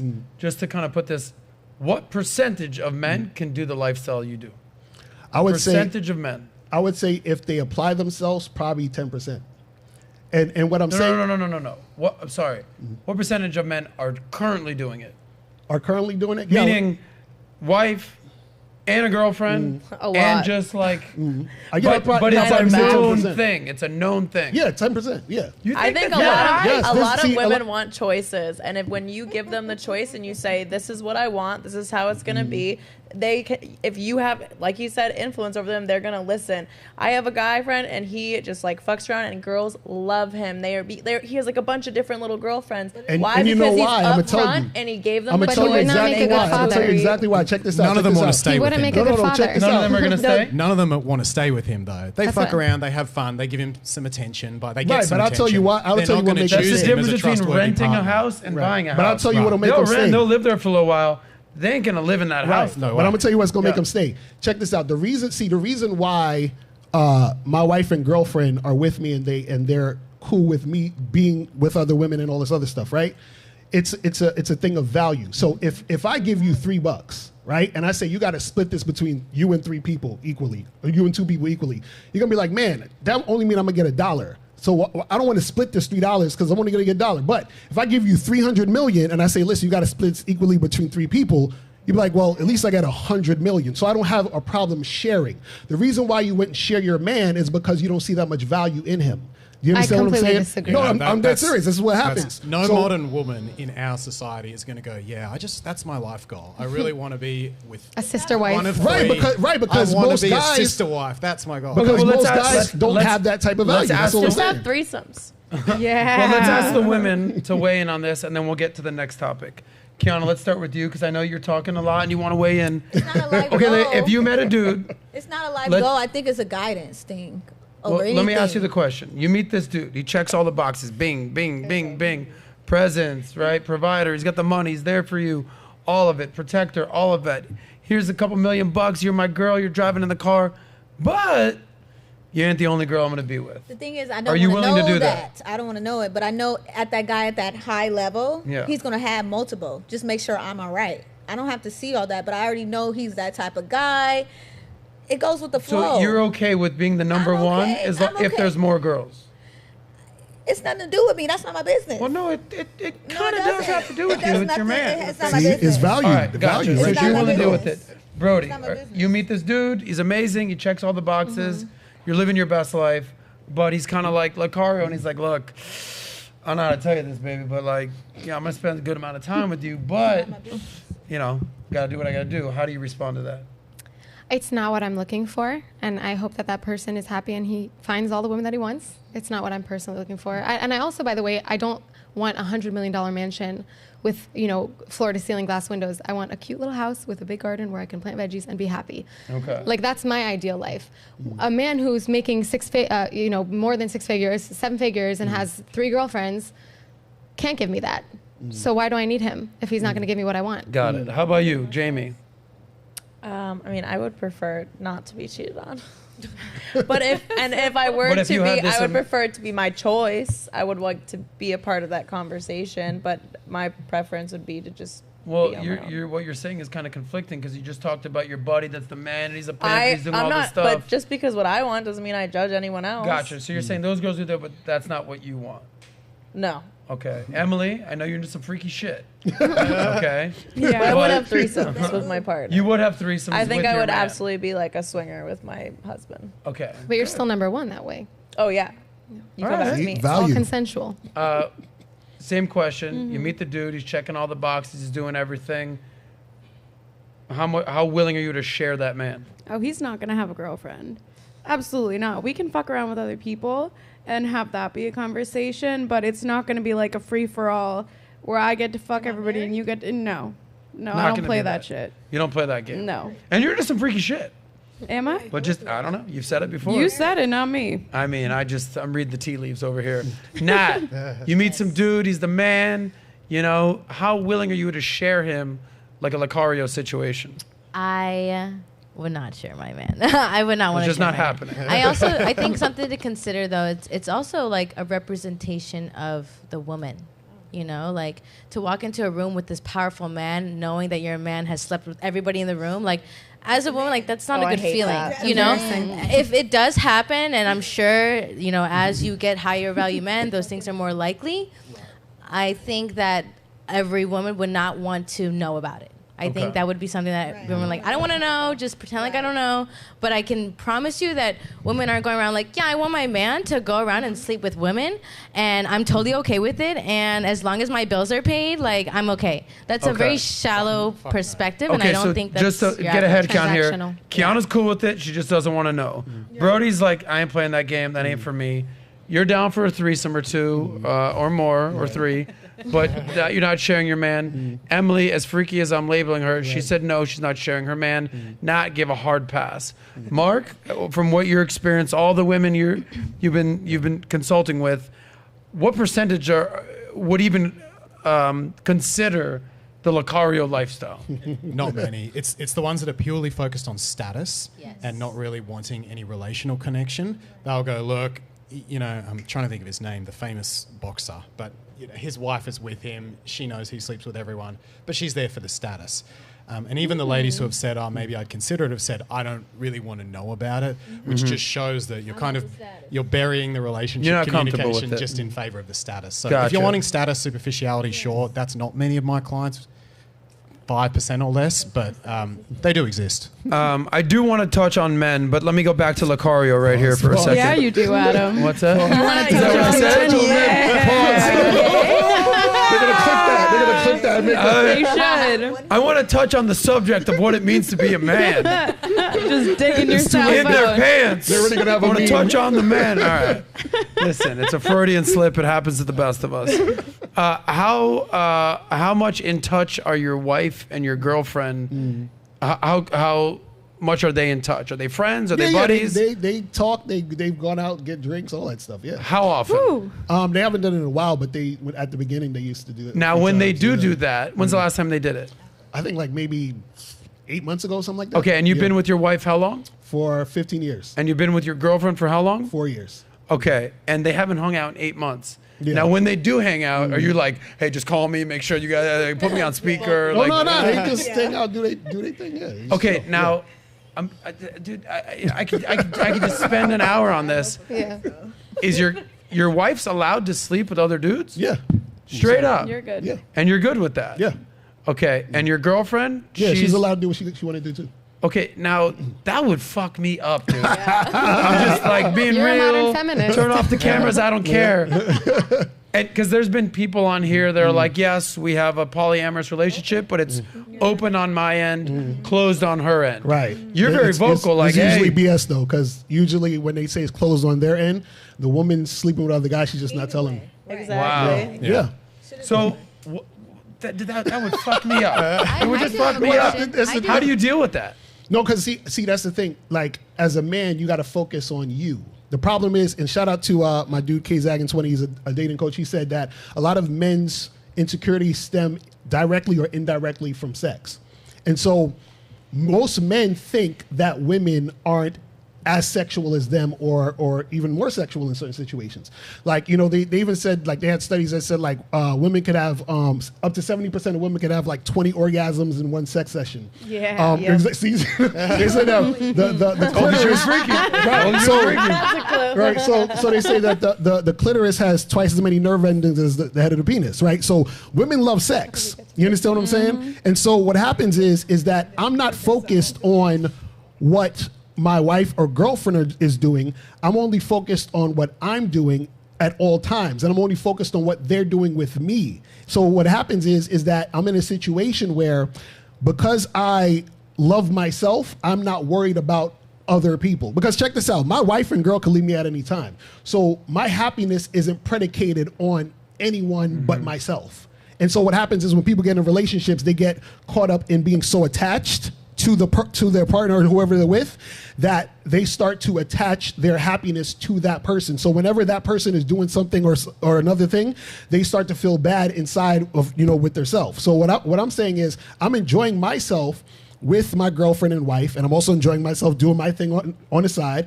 And I'm like, you're free to do you, I'm free to do me. But that can't happen for everybody, because a lot of people are not equipped. But at the same time, you're helping them at the same time get their life together to where they feel like it's guidance. They still want to be around you. Exactly. You're high value to where you could do what you want to do, right? Right. That's what I'm saying. So Locario, I have a quick question. I have a quick question for him. Does your wife or your girlfriend have any kids? No. No. Do you think your lifestyle is influenced because your only responsibility is to worry about yourself, not children? No, I think if I had kids, that would be part of my lifestyle too. You see what I'm saying? So anything that I do is under my guidance and leadership regardless. So I make a choice to do what I do. So if you right? did So if have I had kids, I would make a conscious choice to have kids and make that happen. But if you did have kids and you guys are both in open-end marriages, you would have to be okay with other men being around your kids. Would you be okay with that? Yeah, it just depends. And influencing them, because you said influence is important. So you would be okay with other men influencing your kids and your wife if you had kids. Right. So what I'm saying is this: if any person my wife chooses is because of my influence. Okay. You see what I'm saying? So I'm not worried about the guy she's choosing, because the guy she's choosing is a reflection of what I taught her. You see what I'm saying? So that's real quick, because you know I do want to move on and touch some men. Just kidding. I have one more question for you, and then we're going to move on, period. Do you love your wife? Oh, absolutely. You love your wife? Hell yeah. Do you love your girlfriend? Hell yeah. Who do you love more? Me. You love you more? I love me the most. Okay. Yes, absolutely. Okay, you're first, respect. Exactly. Who do you love more, your girlfriend or your wife? His mama. They're basically at the same. Really? Yes. Okay. Because they're both. It's me here, and then they're here. Would you somebody sacrifice after yourself 15 for a years woman, is like, for yeah, your this woman? bitch 4 years. You said what I what? Would Equal. you? Sorry, I don't want to interrupt. Would you put yourself in danger to protect your woman? Because you said you love yourself first. Would you put yourself in danger to protect your wife or your girlfriend? Would I put myself in danger? That's an interesting harm's question. way. I wouldn't put myself in danger, but I would protect them. And if danger is there, then yeah, it just is what it is. Well, if you're protecting, there would have to be danger. Let me ask you this question. I know everyone feels like they're coming at Locario now, but your lifestyle's wild, brother. Your lifestyle's wild. There's a lot in it. That must feel weird for your wife, for her to hear that you love this girl you've only known for 4 years just as much as her, and she's your wife. How do you think she feels about that? I'm sure you've had this discussion. Right. Well, the reason being is because me loving my wife, right? She understands why I love her, and then my girl understands why I love her. So because they're both different people, right? There's a different energy that is happening when I'm with each of them, right? So my love for my wife doesn't take away from my love for my girl, and vice versa. My love for my girl doesn't take away my love for my wife.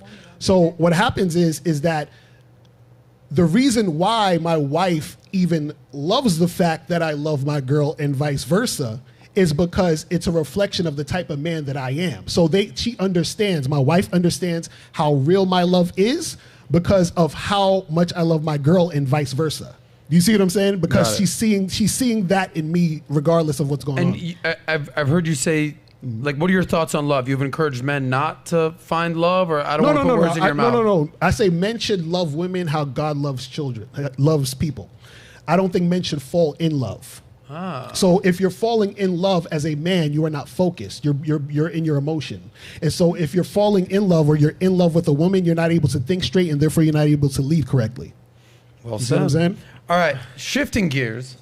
Right now, Nat, is there anything you need to say before we shift gears or anything like that? We got yes. about a half hour left, so bear with us. That went by so I know fast. Nat's got a lot. I'm saying from the chats, from the Exactly. No, don't worry. I'm gonna do the chats. I just wanna thank you all for the chats today. I'll actually go through a few of them quickly. You want me to go through them quickly? Yeah. And then we'll go. But we through don't have that. time to answer them, so we can do it at the end, or we can do it now. We can do it now. We just have some Go ahead. shout outs in here. So we have some wealth mindset shout out to Mr. Locario. What up, what up? We've got Don Juan Plagacero. Pokemon reference. Why did you fail to pick up New York from VH1 but feel you can teach game? Don't worry, you're not as bad as Conovan Sharp.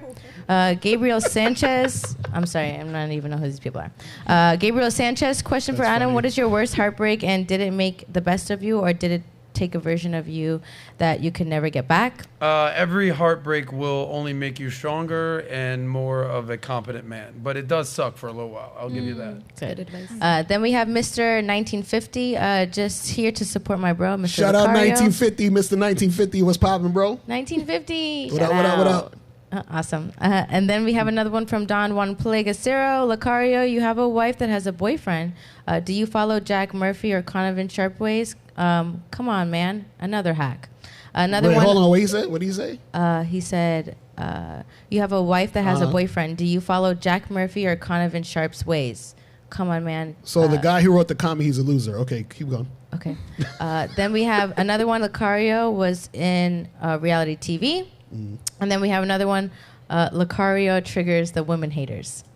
And then that's it for That's a super fact, chats. actually. Thank you all for the super chats. We appreciate you. I read them all today for you. So make sure you guys like the video, comment, subscribe to the channel, and let's wrap it up with the last half. Mr. Okay. Sauceman. All right. Do it. So we spent a lot of time on the ladies, put in work on the ladies, right? Let's shift gears and touch some men for a second. I'm thinking a t-shirt with that. Like, I'm just gonna bury myself here. It's all good. I'm comfortable with my sexuality. I'm into women. Let's talk about men. What it means to be a traditional man versus a modern man. Same concept. We're gonna define it and then have a roundtable discussion, because women have been very clear that men are not what they used to be, or men aren't men anymore. So a traditional man is associated with being more conservative and traditional. Obviously, he is a provider, leader, protector, fighter, and has a strong sense of responsibility, competitive, and seeks status. A modern man, on the other hand, he steps away from that hunter mentality. He's progressive and open to new ideas. He's focused on self-improvement, personal growth, and developing his own individual style. He's empathetic, vulnerable, or at least willing to be vulnerable, and comfortable with at least being a homemaker. So, Mark, Locario was clear that he's not a traditional man or a modern man. He's just a fucking man. A man. How would you I'm label me. yourself? I've honestly never given it any thought. I'm a good partner. I'm a leader in my own life. I don't really like labeling too often because I don't fit into either of those categories you just read out. And so identifying with it, it's the same as politics. There's stuff on the left, stuff on the right I agree and disagree with. So I hate the identifying of it. I think it just doesn't, it's never suited me. So at the end of the day, I see myself as a leader in my life, a great partner, someone who needs to take charge, someone who has to face their discomforts, someone who has a mission to change lives and sort of push back on the extremists on both sides, and who hopefully, if I'm doing my job well, brings men and women together. Yeah. And at the end of the day, if I'm showing up fully in my relationship, if I'm showing up fully in my work, if I'm showing up fully in my passion to face my fears, to me, that's my version of being a man, and so that's how I live. I actually can appreciate what you're saying about bringing men and women together. I feel like there's, much like politics, it's very divisive. So much polarity. It's so much polarity. And, I have this conversation with Natalia all the time. It's because we play in this sandbox. Like, I love women. I get along with women. Friends, cool, get along. Like, you can be friends with women. I also have a girl in my life. I also love my mom. I also love my grandma. Like, it in order for men to succeed, you don't have to fucking step on women. Yeah. And in order for women to succeed, you don't have to be a feminist and hate men. I feel like that is what's plaguing society. Is it one or the other? Are you a red pill guy or are you a feminist? Which one is it? It's like you can be a little bit of both. And just being vulnerable for a second here, the provider making money and being a protector, like being a man, comes very natural to me. And it seems like it comes very natural to you guys. What I've struggled with is this whole connecting and being there for your woman and being present. And like, I went through the 5 love languages with an ex one time. And first on her list was the concept of quality time. You familiar with the 5 love languages? Right. Well done this. And okay, you like physical touch. I bet you do, girl. And for me, last on my list was quality time. And I was like, what are you talking about with this quality time thing? We live together. You work for me. I pay you. We go everywhere together. We travel. She's like, yeah, but we never just put the phone down and just for 5 minutes. I'm like, what are you even talking about? Like, I just couldn't wrap my head around it. And I basically was gifted a book, Men Are From Mars, Women Are From Venus. And I was like, oh, we're from fucking different planets over here. Turns out. Turns out I'm from fucking Mars, not even Earth. And the Venus flytrap over here is doing this. So I've struggled so much with this being present thing. And I think a lot of men are struggling with that. Now, modern men, they may not be alphas, they might be good protectors, they might not be good providers, they're not making money, but they're very in touch with their feelings, and they're very sensitive, and they're very emotional, and that's something that I've struggled with. So I know that you deal with a lot of men, you deal with some women. What do you think is the most common problem with men in your mind? Yeah, I would say I like to call them modern males. I don't like to call them men because that's an insult to men. But shout out to my dude Steve the Dean. But yeah, a lot of modern males, like you said, they're very emotional. I think what happens is they're trying to mimic women, and either subconsciously or consciously, and they're trying to mimic women because they don't actually want to be men. And so that's really a big issue right there. So I think nowadays so many men they've gotten so comfortable, or I should say a lot of males gotten so comfortable not being men. I think that's what's going on. Gotcha. So here's some stats for you guys, by the way. So we had you said earlier about men are soft these days, men are weak, and then all the girls were like, It's kind of what we're seeing. Dr. Mark over there is taking notes. Here's some reasons why, and then I want to get the panel's discussion. Here's some stuff I wrote down. Why are men weak, right? They've been raised by single mothers. Divorce is at an all-time high. Women get the kids 90% of the time. They go to school. Most teachers are female liberal women. It's okay to be okay with your femininity, your emotions. It's all good. You know, back in the day, playing for me was, here's a ball, basketball, football, get your outside in the park and go play. Now you're on a screen, you're in a house, you're in a dark room, you're basically emasculated as a man. Then you get bombarded with your toxic masculinity, put down Andrew Tate, put down Fresh and Fit, stop watching Locario, stop watching Soscast, start being more of a woman. It's like weird. And then if you want to get biological with it, testosterone levels have dropped every year by 1% year over year. Obesity levels are up. Men are fat. Men are soft. And physical activity is down. Men got no chance. And then just to couple on that with stats, 2016, there were stats. This is 2016. It's probably only gotten worse. They polled men in Britain, in the UK. Only 2% of British men rated themselves completely masculine. 2%. Wow. Okay? And then we know now that in 2020, 1/3 of men under the age of 30 have had no sex in the last 12 months, getting no, and OnlyFans had 50 million paying customers. Shout out to the ladies that are doing OnlyFans. Shout out to y'all. So women, no wonder it is becoming more apparent that women are struggling to find worthy men because men are assuming more feminine roles. Ladies, is this a problem that you're running into? So let me ask a specific question. 10 dudes holler at you. Who is even worthy that you would put into that manly category? What would you say?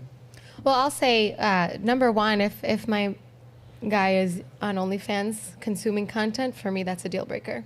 Yeah. Okay. I find a lot of deal breakers with Brody. Well, not that many. I mean, yeah. Don't cheat on me. Don't lie to me. Don't be on OnlyFans. Okay. In Western society, unfortunately, that's a lot to ask for. But where I'm from, that's the norm. So I would say in a place like Miami, it is very, very hard to find the kind of person that will be a good father, which is ultimately what I really care about, and a good partner. But first and foremost, a good father. Based on 10 men, how many would you say are worthy of being in that? Again, it depends category? Geographically. It depends where I'm at. Here, I mean, wherever you're at. Like maybe 0.5%. Not even one. Step your game up, gentlemen. Keiona. Question again? How many men, if 10 men approach you, how many would you say, all right, this guy's kind of got it going on. He's checking all the boxes, so to speak. Like she said, 1%, 2%? Yeah, okay. Not really, because like I said, I'm not looking, but I look for more, so... A lot So of not that many average men. won't even. Ladies, cut it. Jamie, Emily, how many men's men run up on you? 1 through 10. Men's men? Yeah, like a man's man. I don't even know what that means anymore. I feel like it's a mix. I think that there's a lot of men who are masculine in certain ways, but then more like beta in others, and some I can deal with and some I can't. I think for me, what's really important is a man who understands that everybody is feminine and masculine, and it's how you balance both sides. If you have, as a woman, like an imbalanced masculine side, maybe, you know, your dad wasn't there and you were raised by a single mom and you have to like work and be independent. You have to heal that, but recognize that you have the power to be both, to step into your feminine side or heal whatever feminine side, you know, was maybe broken through some other trauma. But men have the same thing as well. Like there's a lot of men who, I see a lot of men resent their moms for like their mom in relationships, but they resent the moms and not the men who are treating their moms that way and making their moms go through things. Everyone is dealing with trauma. There's a balance to it all. And do I find a lot of men who understand that, have worked through it, and understand the balance, like they can be this alpha man, but also communicate and have that? That's very rare. You don't find a lot of that. Gotcha. How about you, Em? I know a lot of dudes got crushes on you these days. I know a buddy of mine who's like a total stud, great dude that even like wants to write you a love letter. I don't know, just my buddy. A love letter. But Love letter. yeah, I don't know. Sweet. But how many men are you? She It's not a real love letter. I mean, he's gonna. Yeah. Oh, I want a love letter. 1 through 10 men. Okay, so hey, buddy, write a love letter for Emily. Most common situation you see with men, like 10 dudes approach you. How many are even like checking those boxes for you? I'd say like 0.2%. Gotcha. So the numbers are getting lower as we go down the podium. Nat, I know a lot of people are sliding in the DM. You're a big fan. You got a lot of fans out there. 10 men approach you. How many are worthy of the lovely Natalia? So first, people in my DMs are different than people that approach me. I'm just going to leave that there. Facts. But people that approach me, I would say maybe like 2 to 3 out of the 10 men. Okay, so now we're going up a little A bit. little higher. But 20, mind you, 20, it's 30%. also my surroundings, you know, Yes. who we meet, who I'm around, how I grew up. I think that's something to consider as well. Where you are in lifestyle as well, that's something to consider. And if you would, clarify, what's the difference between men who approach you in real life versus men who slide in the DMs? What have you seen out there? Usually men in the DMs, they're a little bit more, how do you say, they're, Bold? I don't know, more what? Bold and aggressive? Bold? Yeah. Not even. I think I find it a little bit more like when guys DM me, I find it like they're a little more shy. I think I give a lot more props to men who approach me because I'm like, wow. You know, like, I know I'm intimidating. I've gotten that. You know, I try and smile and not be intimidating. But I give a lot more props to men who even are a little bit more on the beta side. I give them, like, a good 5 points for just coming up to me and, like, saying, you know, you're beautiful. Where are you from? You know, I just wanted to say, you look beautiful. Have a good night. People in my DMs, no, but I've had that, and I respect them for that because people in my DMs are, hey, girl, like, what's up? And I'm like, where did you think this was going to go? You know? Like, I don't know how that correlation kind of came in. So I think it's a matter of, like, you know, Brody said, it's just situational where you're at and stuff like that. But I think men who approach me and face to face, I give them a lot of props. So props to you guys. Takes confidence. Confidence? All right, well, you asked a good question, and I kind of want to read some notes that I put down about what it is to be a man's man these days, right? And what I want you ladies to know is think of the word that you hear and latch onto it and say, oh, that did it for me. Does that make sense? I'm going to read what a man's man is, and then you say the word that triggers, oh, okay, cool, I like that. You ready to go? Go ahead. Locario, you think about the same thing as well. Same with you, Mark, as well. So qualities of a man's man, here we go. So he needs to be a stoic. A stoic is someone who can endure pain and hardship and shit in your life without showing the feelings or complaining and being a drama queen. Yep. So that's successful, focused, persistent, disciplined, daring, and self-reliant. At the same time, they are kind of rough around the edges. They're not exactly fully formed yet, right? They got some stuff going on. They admit they don't know everything. They're willing to seek counsel. They'll listen and own up to his own mistakes. At the same time, they are loyal. They look out for those around him, those he cares about. And lastly, he is a leader and passes along his expertise. This is some of the notes that I put down as being a man's man. All right. I like I that. agree. All right, we have some consensus here. I feel like it's We have some lacking. consensus here. What is it lacking, Jamie? And what word stood out the most? I know that there's something going on. Actually, rough around the edges stood out the most to me because I love a blue collar. When I think of a man's man, I'm actually your rough thinking around of the like edges? a guy who's loyal to his. For everything you just describes a man in a good relationship with another man, like not for a woman. What? And I feel like what a lot of that is like men. You respect each other for all of those things, but there was nothing really included about like in terms of relationship with a woman, and a lot of Well, those, this I is feel just like- being a man. I'm not talking about his relationship with other But women. that is included in being a relationship. Like if you're that type of guy, you are going to be a good guy in a relationship. You have to talk about it. I disagree. I think there's men who are man's men. I don't know. But you like a that- dude who's rough around the edges. I do. Emily, that was what what stood word out. stuck out the most to you of what I define as a man's man? Rough around the edges definitely stuck out to me, but I'm going to go with another one. I'm going to say willing to get counsel.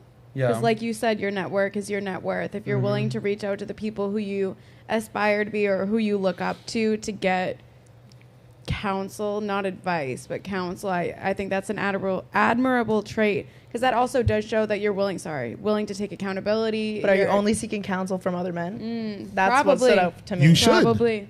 You should seek counsel from other men. Of course. Yeah. But are you Yeah. only seeking counsel from other men? Yes, absolutely. Well, I'm going to seek counsel from a woman. How are you going I to don't like counsel me? that. Do you not want to be in a That's what- relationship that's with a what- woman? No, I want to be in a relationship with a woman, but I'm not going to seek counsel I from feel a you woman. on that. I But can't how do can that. you be on in a that. relationship with a woman without seeking counsel from Because her? our relationship is I direct, you follow. So how am I? There's no some pretty counsel. clear studies. You want a child. and You I don't want understand- a partner. Go ahead, Mark. I was going to say, there's some pretty clear studies that relational success, the man leads, yes, but there are times where he takes feedback, where he takes on her opinion, and if he's ignoring her consistently, if he's like, nah, you're wrong, I'm the leader here, I have nothing to learn from you, she's going to divorce his ass. She's not going to live with that for 20, 30 years. No Well, way. No, when I say seek counsel, I'm thinking you're talking about like I'm having a save me, problem, I'm baby. issues, Yeah, I got to no. cry on your shoulder and tell you all my problems. That's what I Totally thought. not. That's what I thought you were talking about with seeking No. counsel. I don't think men should do that. With Yeah, I women don't at like all. men that say that they shouldn't do that. Right, that's I what, agree. that's what I was saying. That That's would what be I no for me. was thinking when you were talking about seeking counsel. I'm like, no. Okay. No, I like men who do that. I don't like the men that think that they can't do that To and a- seek with a counsel woman? with their woman. Oh Yes. no, your pussy's gonna dry. I think to a certain extent, To an you are extent. correct. To a certain Yes. extent, being too emotional with your wife is, Yes. it seems a little bit not masculine. But I think, 100% your wife should be able to be there for you when you're having a struggle and a hardship. Because what is a woman there for? Oh, no, other I than could agree with that. I mean, other than I physical, could what agree else with do you that. need her for? No, I To could- raise your children? Like, No, I could agree with that. You I'm can just have a saying that a housekeeper. man should never, ever seek counsel and confide in his woman. I don't You're saying think in that- his woman. Yeah, like to Gotcha. be like, I hey, feel I'm like still- those What are about the just times. what about a woman who's whether it's in business or friendship or anything like that? Can a man seek counsel in that type of woman? I mean, I don't know, because I don't believe in being friends with women, but that's a whole nother story. Oh, wow. Well, like as an example, Nat and I debrief after every show. We have conversation. We say, I love a good this went debrief. good, this didn't go Yeah, good. but you guys are business You should do this partners. next Y'all time. are when I talk about friends, I'm talking about like friends. Like Miles is my friend. You know what I Yeah. mean? Like I don't have women. But friends slap like a that. vagina on him and fuck that guy. Huh? I have my best friend just is to- a guy. Well, Just hold to- on. Back up, because I do want to get Brody and pussy Keiona. from When I said the qualities of a man, was there one word that For stuck out to sure, you? discipline, 100%. Ooh, what is it about discipline that you respect? I think it's knowing that there's a time and a place to give in to your carnal desires, and that when it comes to the long term, you need to have discipline and consistency. And I also find it very physically attractive, seeing a person who's disciplined, who goes to the gym every day, who goes to work every morning on time and is dependable and reliable. Okay. Keiona. I kind of like the same thing too, the discipline part, because I'm very disciplined. But the whole paragraph was awesome. Like that guy You're is feeling my that. idea guy. I'm definitely submissive. That guy to makes him. $60 million. Yeah, he he signed you does. up. I am done. He Off makes the market. 80K. He makes 80K. You That put dude. him on a map now. Okay. Okay, where you at? Here we go. I'm looking for you. Let's do this. All right. Let's I want to tell um. my word. Hello. My word. Oh, hey, Natalia. Forgot you were there. What was your word, Nat? My word that stuck out was leader. Leader. I think Okay. leader embodies the whole paragraph. I think Yeah, if you the whole lead, Facts. you are doing That's your true. That discipline, is you very are true. doing all of those things. So for me, if you're No, a you're the leader, best. you're doing that in all aspects of your life. Okay. My word's So here- important. By the way, we've got 10 minutes left. I know people probably got to pee. People I got to do get out have of to here. pee. 10 minutes left. Stick with me here. Okay. We're gonna do a round table, quick. We're gonna have a quick discussion. Jump in. All right. Here we go. The concept, money. The concept of money. There's this thing that a female's money is her money, but a man's money is our money. How do you process that? Who wants to go It's first? true. What's mine? It's Go true. ahead, Mark. Go. My girlfriend ain't sharing her bonus with me. Straight up. That's just how it is. Okay. I'm What? Will you not contributing. allow? Will you not allow Keiona? it? She's keeping her own What's stuff. mine is mine, and yours is mine. Ooh, gentlemen, be careful out there, Jamie. Yeah, mi casa, su casa. Like, I feel like sharing. Damn. I think that there's someone can provide more, Okay. but I think take care of your man All right, too. so that's money right there. Let's talk about respect and disrespect. What are some of the worst ways that women disrespect men, and how should they handle it? I'm going to go to Locario here. I say one of the worst ways that women disrespect men is by not following his lead. So if you notice your woman is not following your lead, or any woman you're dealing with at any point, you need to get rid of her immediately. That's it. That's it. First time she disrespects First you. time is done. We're She finished. could be with you for 14 years as your Yes. wife. You No, no, no, disrespect no, no. me once, you out. No. What I'm saying is she won't be my wife if she's disrespected me before. You see what I'm saying? She Okay, has to go through the but thing. let's say she's great, ideal girlfriend, you marry her, but in 15 years, at some point, she's gonna Nope. maybe. So Oh, how Not does- gonna do it. It's How does not- she, it doesn't work how that does she way. ever set a Do boundary you with have you? a robot, mate? No, How does she ever set a boundary with you? No, this is what I'm saying. What I'm saying is you're looking for 100% cooperation. So she can't if have any boundaries, No. any So if I opinions, meet any a- boundaries. No, this is what I'm saying. If I meet a woman today, right, and I say, hey, let's go out and get a drink, and she says, no, I don't want to get a drink with you, but you could take me to dinner. That's resistance. That's her not listening to me. So That's at her that point, speaking up. right? So at that point, I don't talk to her anymore. We're finished. So you don't want a woman who has But what any about boundaries, 15 any years? opinions. No. I want. This is what I'm saying. We're not talking about looking for a boundaries. child. Hold on. We're talking about a woman wanting to be a part of my program. That's what I'm saying. And if she You're wants to- wanting a woman with no opinions and no, no that's what I'm saying. boundaries at Her all. opinions align with my program. That's what I'm trying to say. Like Right. if a person wants to work at Google, I'm Google. It's her idea to work at Google. So that's her opinion. That's her thing she wants. I'm not So telling her to do it. She can't push back on anything at all. Anything she wants, if you're behaving a certain way, if she wants to give you feedback, it's just none of that. She's No. gone. She can give me feedback. I'm just talking about her not following me. So what I'm saying is, if I say, Let's say if- she says, so if I you say said you wanted to go out that night, and she says, babe, I don't want to go out tonight. No, I'm saying this. If I tell that woman to pass me a hammer, I just want you to pass me the hammer. Now, Once I get the hammer, you could ask me, so what is the hammer for?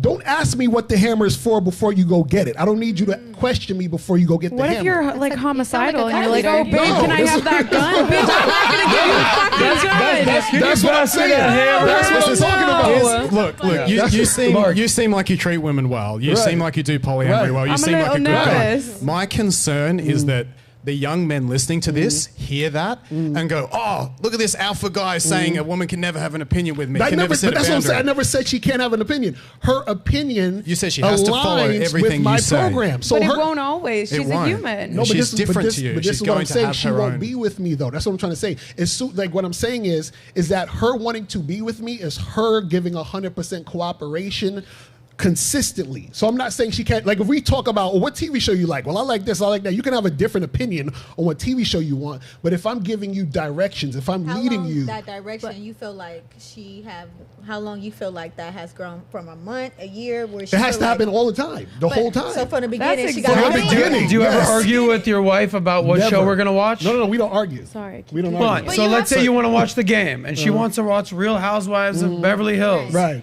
Do you even have a debate over the remote? No, never. Nope. Dude, No, you're no, living in no, no. a, you're living in utopia. But here's the thing. You're living in utopia. That's what I'm saying. This is Respect. Saudi I want that. Arabia. This No, is but literally. You want to be a deity. You want to be a religious Yeah, leader. this is to Saudi your No, Arabia. woman. I want to be me. I'm being me. And I so know, what I'm saying is but she you're wants not- to you don't wanna be a be part of challenged me. in That's any what I'm way saying. at all. So But here's the Locario, thing. He's bro- also allowing, someone like Locario. I mean, I understand what you're saying, but then you also have to be mindful that he is allowing his girlfriend and wife to be with other men, so they can go find that somewhere else. Exactly. Why aren't they leaving me? still had that Isn't that feeling, interesting? I think there's But both you have out to be there for okay with everyone. that as a Locario. man. You can't just accept that. Real I quick, think real quick. And that's what I mean. Like he seems to do it well, but Right. you're preaching to guys who are going to say, "Oh, I can tell her to do whatever I want. You stay home. You do exactly as I tell you. I'm going to fuck 5 women this week. You have no say in that. This is my model." And guys are looking at you thinking, "Yeah, I can do that." No, they can I though. just- But she's free. I don't think it's a good model But for she's young free men. to not do it. You see what I'm saying? She has every right to not do it, and then I have every right to not be with her. It's that simple. You see what I'm saying? Right. Like, so if she doesn't want to do it, she can. Yeah, go. I will say this. At the end of the day, if it's working for him, you've been with your woman for 14 years and your 15 girlfriend years. 15 years. Who's counting? Girlfriend for 4 years. Right. The fact that you're like comfortable with her being with other men and you're being with other women, That makes sense. at least she has a choice and an option to do what she wants Hell to do. yeah. I also agree with Mark. You said 10% of men to do this. 0.0001% of men can do this shit, Locario. By the way, give yourself a little more credit, homie. 1 out of 10 men ain't pulling this shit off. And I know millionaires and billionaires and fucking ballers, they're struggling to fucking cheat on their girl. No disrespect. I'm just letting you know. Okay. Oh, man. That's it. So bad. Let's move on to the concept of attention.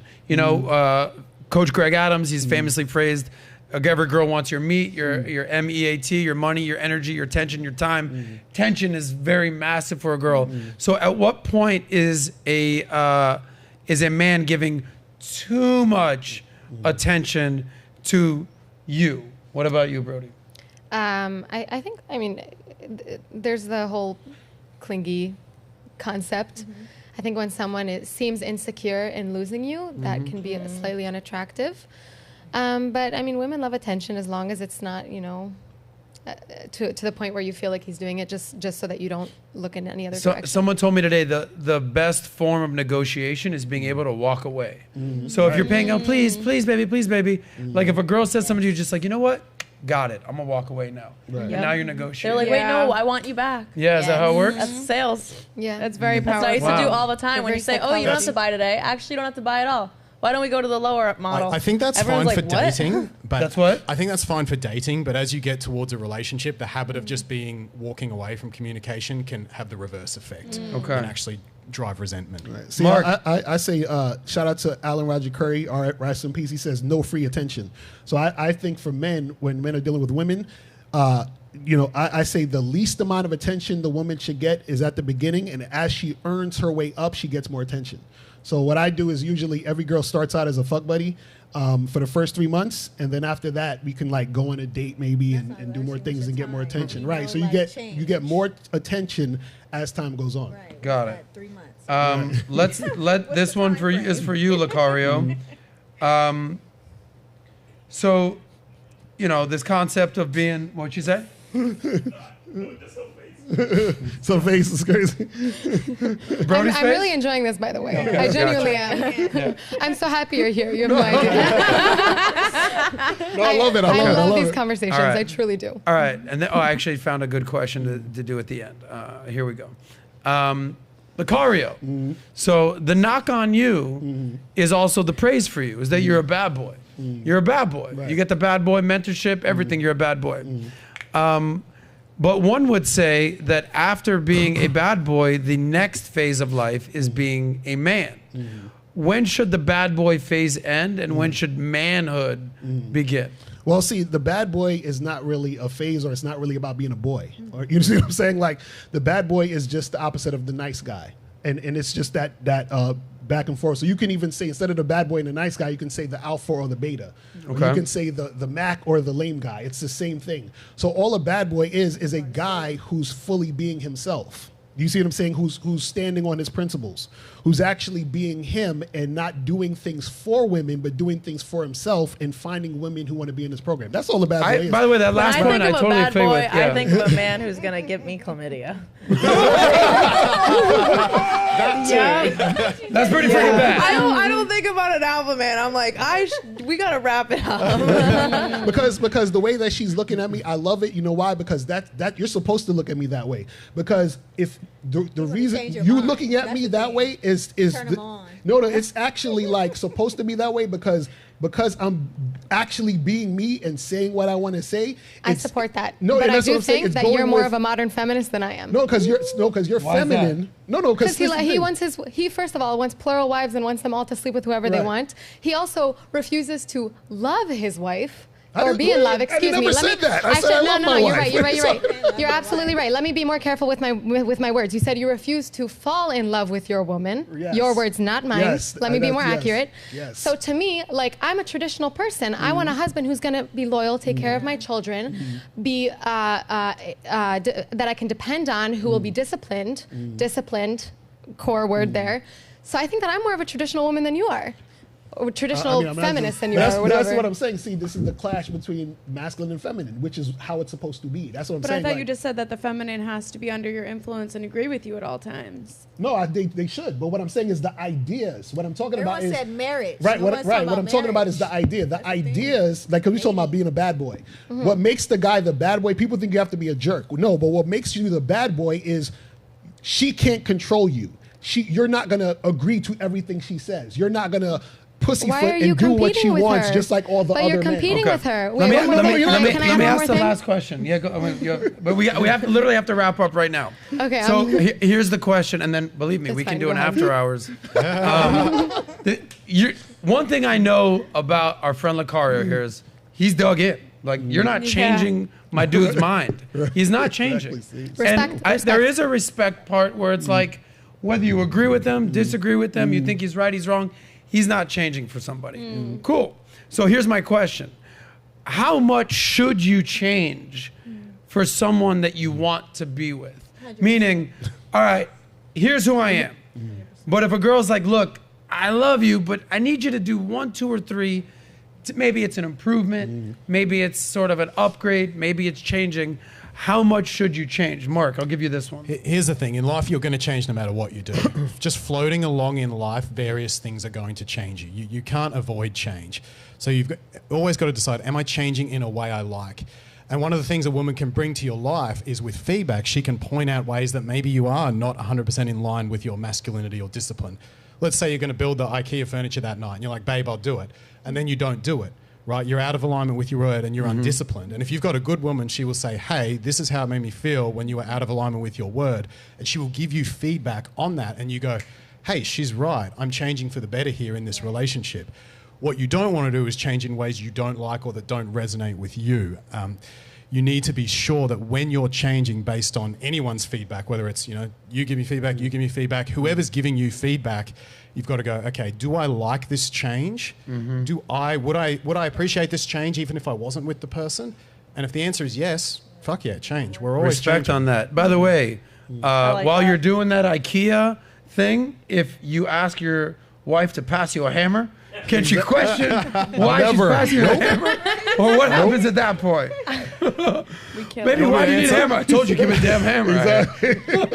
If she's Respect questioning on at that. that point, she's probably got some resentment built up from something else. Yeah. And the Okay. hammer argument Right, exactly. is That's a what I'm reflection talking of something about. Now else. she wants to know if Exactly. you're going to... Okay, That's so what ladies, we're real talking quick, about. we have to wrap up. I know I'm already getting like the curtain call. I hate to put my two friends on the spot here, but ladies, Oh God. who would you say lifestyle would you be more identify with? The bad boy, or the guy who's a little bit more compassionate? Yeah. What would you say, Keiona? I like his inside. Like, if I want to be modern and be this, I'll date him. Like, no strings attached, acting up. But I want someone who understands sometimes and like it's different. You want to have fun, you're going Locario's Yeah. direction. Yeah. You want something more meaningful, Yeah, you're I picking definitely- Mark. Yeah. Okay, so after you and Locario go on a few dates, I know it's gonna be magic.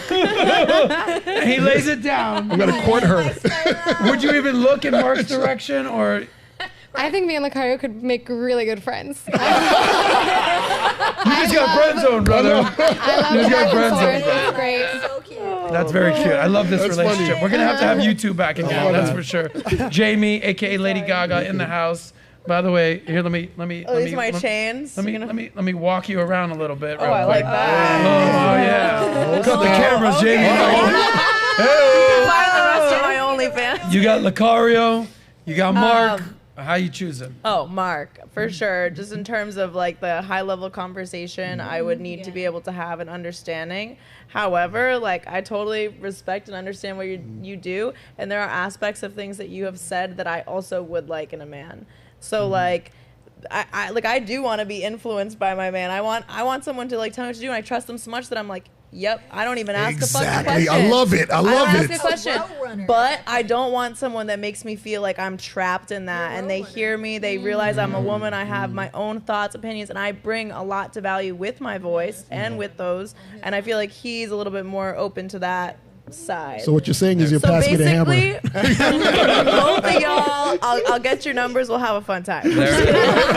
Emily. I'd have to say a good combo of both of them. If Yeah. Yeah. That's that threesome you were looking for. Yeah. We like touching boys over here. All you boys out there, we're here to touch you. Sorry, touching It was men. men. Touching Exactly. men, not boys, not boys. Correct. So pick one after the If I had threesome's to over. pick, I would choose Mark. Okay. My man isn't gonna fucking touch another girl. No. Wow. Don't play with Okay. me. Nat, how about you? Just kidding, Mark. Miles I would Cunningham. choose Mark. I would choose Mark for sure. Yeah, well, most with women my aren't man. going to choose the bad boy. Yeah. They Don't want get the me wrong, nice the bad guy. boy, you know. But I Yeah, wouldn't on put camera, Mark in the exactly. nice On guy camera, they're not category. gonna choose the bad boy. Clearly, you get But I women believe though, women have a so- choice. So Yeah. if someone chooses By the that, way, I'll do them. At any point in your life, were you like a playboy, bad boy, like playa? I stripped for 10 years. See, holy shit. You've been flirting all this time. Come on, man. You've been flirting all this time. I was doing Thunder. You know what it is. No one ever asked. Locario, you ain't shit. He know what it is. He been flirting all this time. He know what it is. He been playing the nice guy. Dance. Locario ain't shit. That's the bad boy. He's the finesser. You saved the best for last. Boy inside Go him. ahead, Mark. Let's go. I had my Jon Snow, I had my Witcher, I had all of that. What was the question? I don't even know at this I heard point. ones in my car. Yeah. Yeah, who has one? I do. I don't even know at this point. I've lost we were just control. telling you that you Dollar won. Am I picking between myself and Locario? So, wow, we're going to have to save that for Oh, you later. guys pick women. Okay, real quick, let's read some that'd be super interesting. chats. Like a cat. Real quick, let's read some super chats so we can get out of here. Yes. Shout out to our production team for staying late. This has been an Yes. amazing episode, a lot of fun. Go ahead, let's give some shout outs to the people Awesome. out there. All right, so thank you for the super chats. I'll go right through them. Shout out to Locario. Dude took a lot of arrows and is still standing in his square. Guys should learn from this. The truth is Yep. inside of you. Shout out Locario. Then we have Don Juan Plagacero. Men who aren't friends with the women aren't good with women. Another point as to why Locario isn't good with women, but I'm a loser. Locario, LOL. Oh, it's the same loser. said he's a loser. He wants And attention. And then this one, I wasn't going to read it, but I'll read it because Adam likes to make fun of me for it. Salome Wolf, Locario, please. Natalia's bathwater has been calling my soul. Please give us the game. What happened? You're egging on counts as bad behavior. By the way, I missed that. Well, Make the men choose this women. Thanksgiving, we're doing a Black Friday special. We get buy one, get one bathwater from Natalia. Yeah. All right. So don't, save that money and Save your buy money. that. Love that. Any more, Nat? No, that's it. Thank you all for the super Okay. chats. We appreciate it. All right, let's round table. It's time for the happy ending. Everyone gets Happy ending. 30 seconds With to Mark. drive traffic to where you want to go, to touch some men, to do whatever you want to do here. 30 seconds, drive to your channel, drive to what you want to know. What do you want people to understand, know about you? Locario, you've been amazing to have on the show. What do you want people to know? Appreciate y'all having me. Make sure you guys go to badboymembership.com. That's where you get 45 through 90-minute audio and video dating advice tutorials every month. Also go to masculineidentitymembership.com so you guys can work on your masculine identity. And also you can go to the badboystyle.com to get these shirts. This one is submissive women are sexy, so you can get this shirt at the badboystyle.com, thebadboystyle.com. So check us out. Yeah. Okay, let me go to Keiona right here, because since you've been talking about, I'm ready to be submissive. I'm ready to be submissive. Submissive women are sexy. Go ahead. What's your final thoughts? Good show, but I just want to say hi, Keiona Veney. I'm back, and follow me on Instagram, Keiona.Veney. Guys, just in case you didn't know, Keiona's here. She's back. I did. I was kind of Yeah. quiet today, Checked right? out for a little while. No, you were great. Y'all shut me up. 2 girls, 1 blunt. Jamie, Emily in the house. Go ahead. Make sure you follow 2 Girls, 1 Blunt podcast on YouTube, TikTok, Twitter, Instagram, everywhere you can find podcasts, Apple Podcasts. Make sure you leave us a 5-star written review that says we are amazing and beautiful. Thank you so much. Yeah, and you can find her at Loud Emily, personal. On and Instagram. I am at the Jamie Lee Show. J-A-I. J-A-I. Have a little respect. And by the way, if you're the mother sucker that stole Jamie's stuff on her birthday, we're going to find you. Okay. Are you going to protect and provide? Ooh. I'm going to be present while we find that dude. Okay? And there we go. That's how that full circle. Brody, thank you so much for getting here on time. We love having you here. Thank you for having me. Yes, you're amazing. Where can people find you? Where should they know about you? You can find me on TikTok. That's my primary social media. It's Meira Brody, MEIRA-BRODY. And Instagram is the same handle. I just want to say one little thing to anybody who's watching this. I want you guys to know you can find really great role models online. Be mindful of who you look up to. And keep in mind, there is not always a paywall to good information. That is all. I think she's coming at the OnlyFans girls. I don't know. I don't know. Also, one more thing. Oh, coaches, my bad. One more thing, Locario. I would love to have more conversations with you about this. I think you're super interesting, and I really appreciate that you had the back and forth with me. Okay. That's what's up. Appreciate Well, it. let's Appreciate coordinate you too. another Appreciate time you to too. come back here and do this on air, because if it didn't happen on air, it didn't happen. I'm down. All right. I'm down. Let's make it happen. Mark, in the house, you dropped a bomb on us that you stripped for 10 years. Nobody saw that one coming. Hey, Mark, by the way, did you strip for 10 years? What? I asked you what you did for money, what your relationship status is. I used to be a veterinarian. No one asked about that. Yeah, that's true. You're a veterinarian? Who cares? Mark, I've asked you a million questions. He's a veterinarian Don't play the stripper. victim on I'm me. just indecisive. Mark, where can people find you? Go ahead, drive traffic. Yep, so you can find me at makehimyours.com, M-A-K-E himyours.com. I've also got my book, which is Make Him Yours, and my YouTube channel, which is just my name, Mark Rosenfeld. So if you want a one-on-one session, if you just want some free content, it's all there. Hell yeah. Jorge, cue the tape, roll the tape. By the way, what a great episode. Clap it up out there. Thank you. This has been fun. Thanks for having We're us doing on, this Adam. in honor of 2 Girls, 1 Blunt losing all their weed. We at least got you some smoke on the podcast. If you got Jamie and Emily's shit, return it. Subscribe to Valuetainment. Subscribe here on the Soscast. Thank you guys. Subscribe We'll to my see you OnlyFans. tomorrow when Nat and I do our own show. We will see you guys tomorrow. Have a good one. Bye-bye.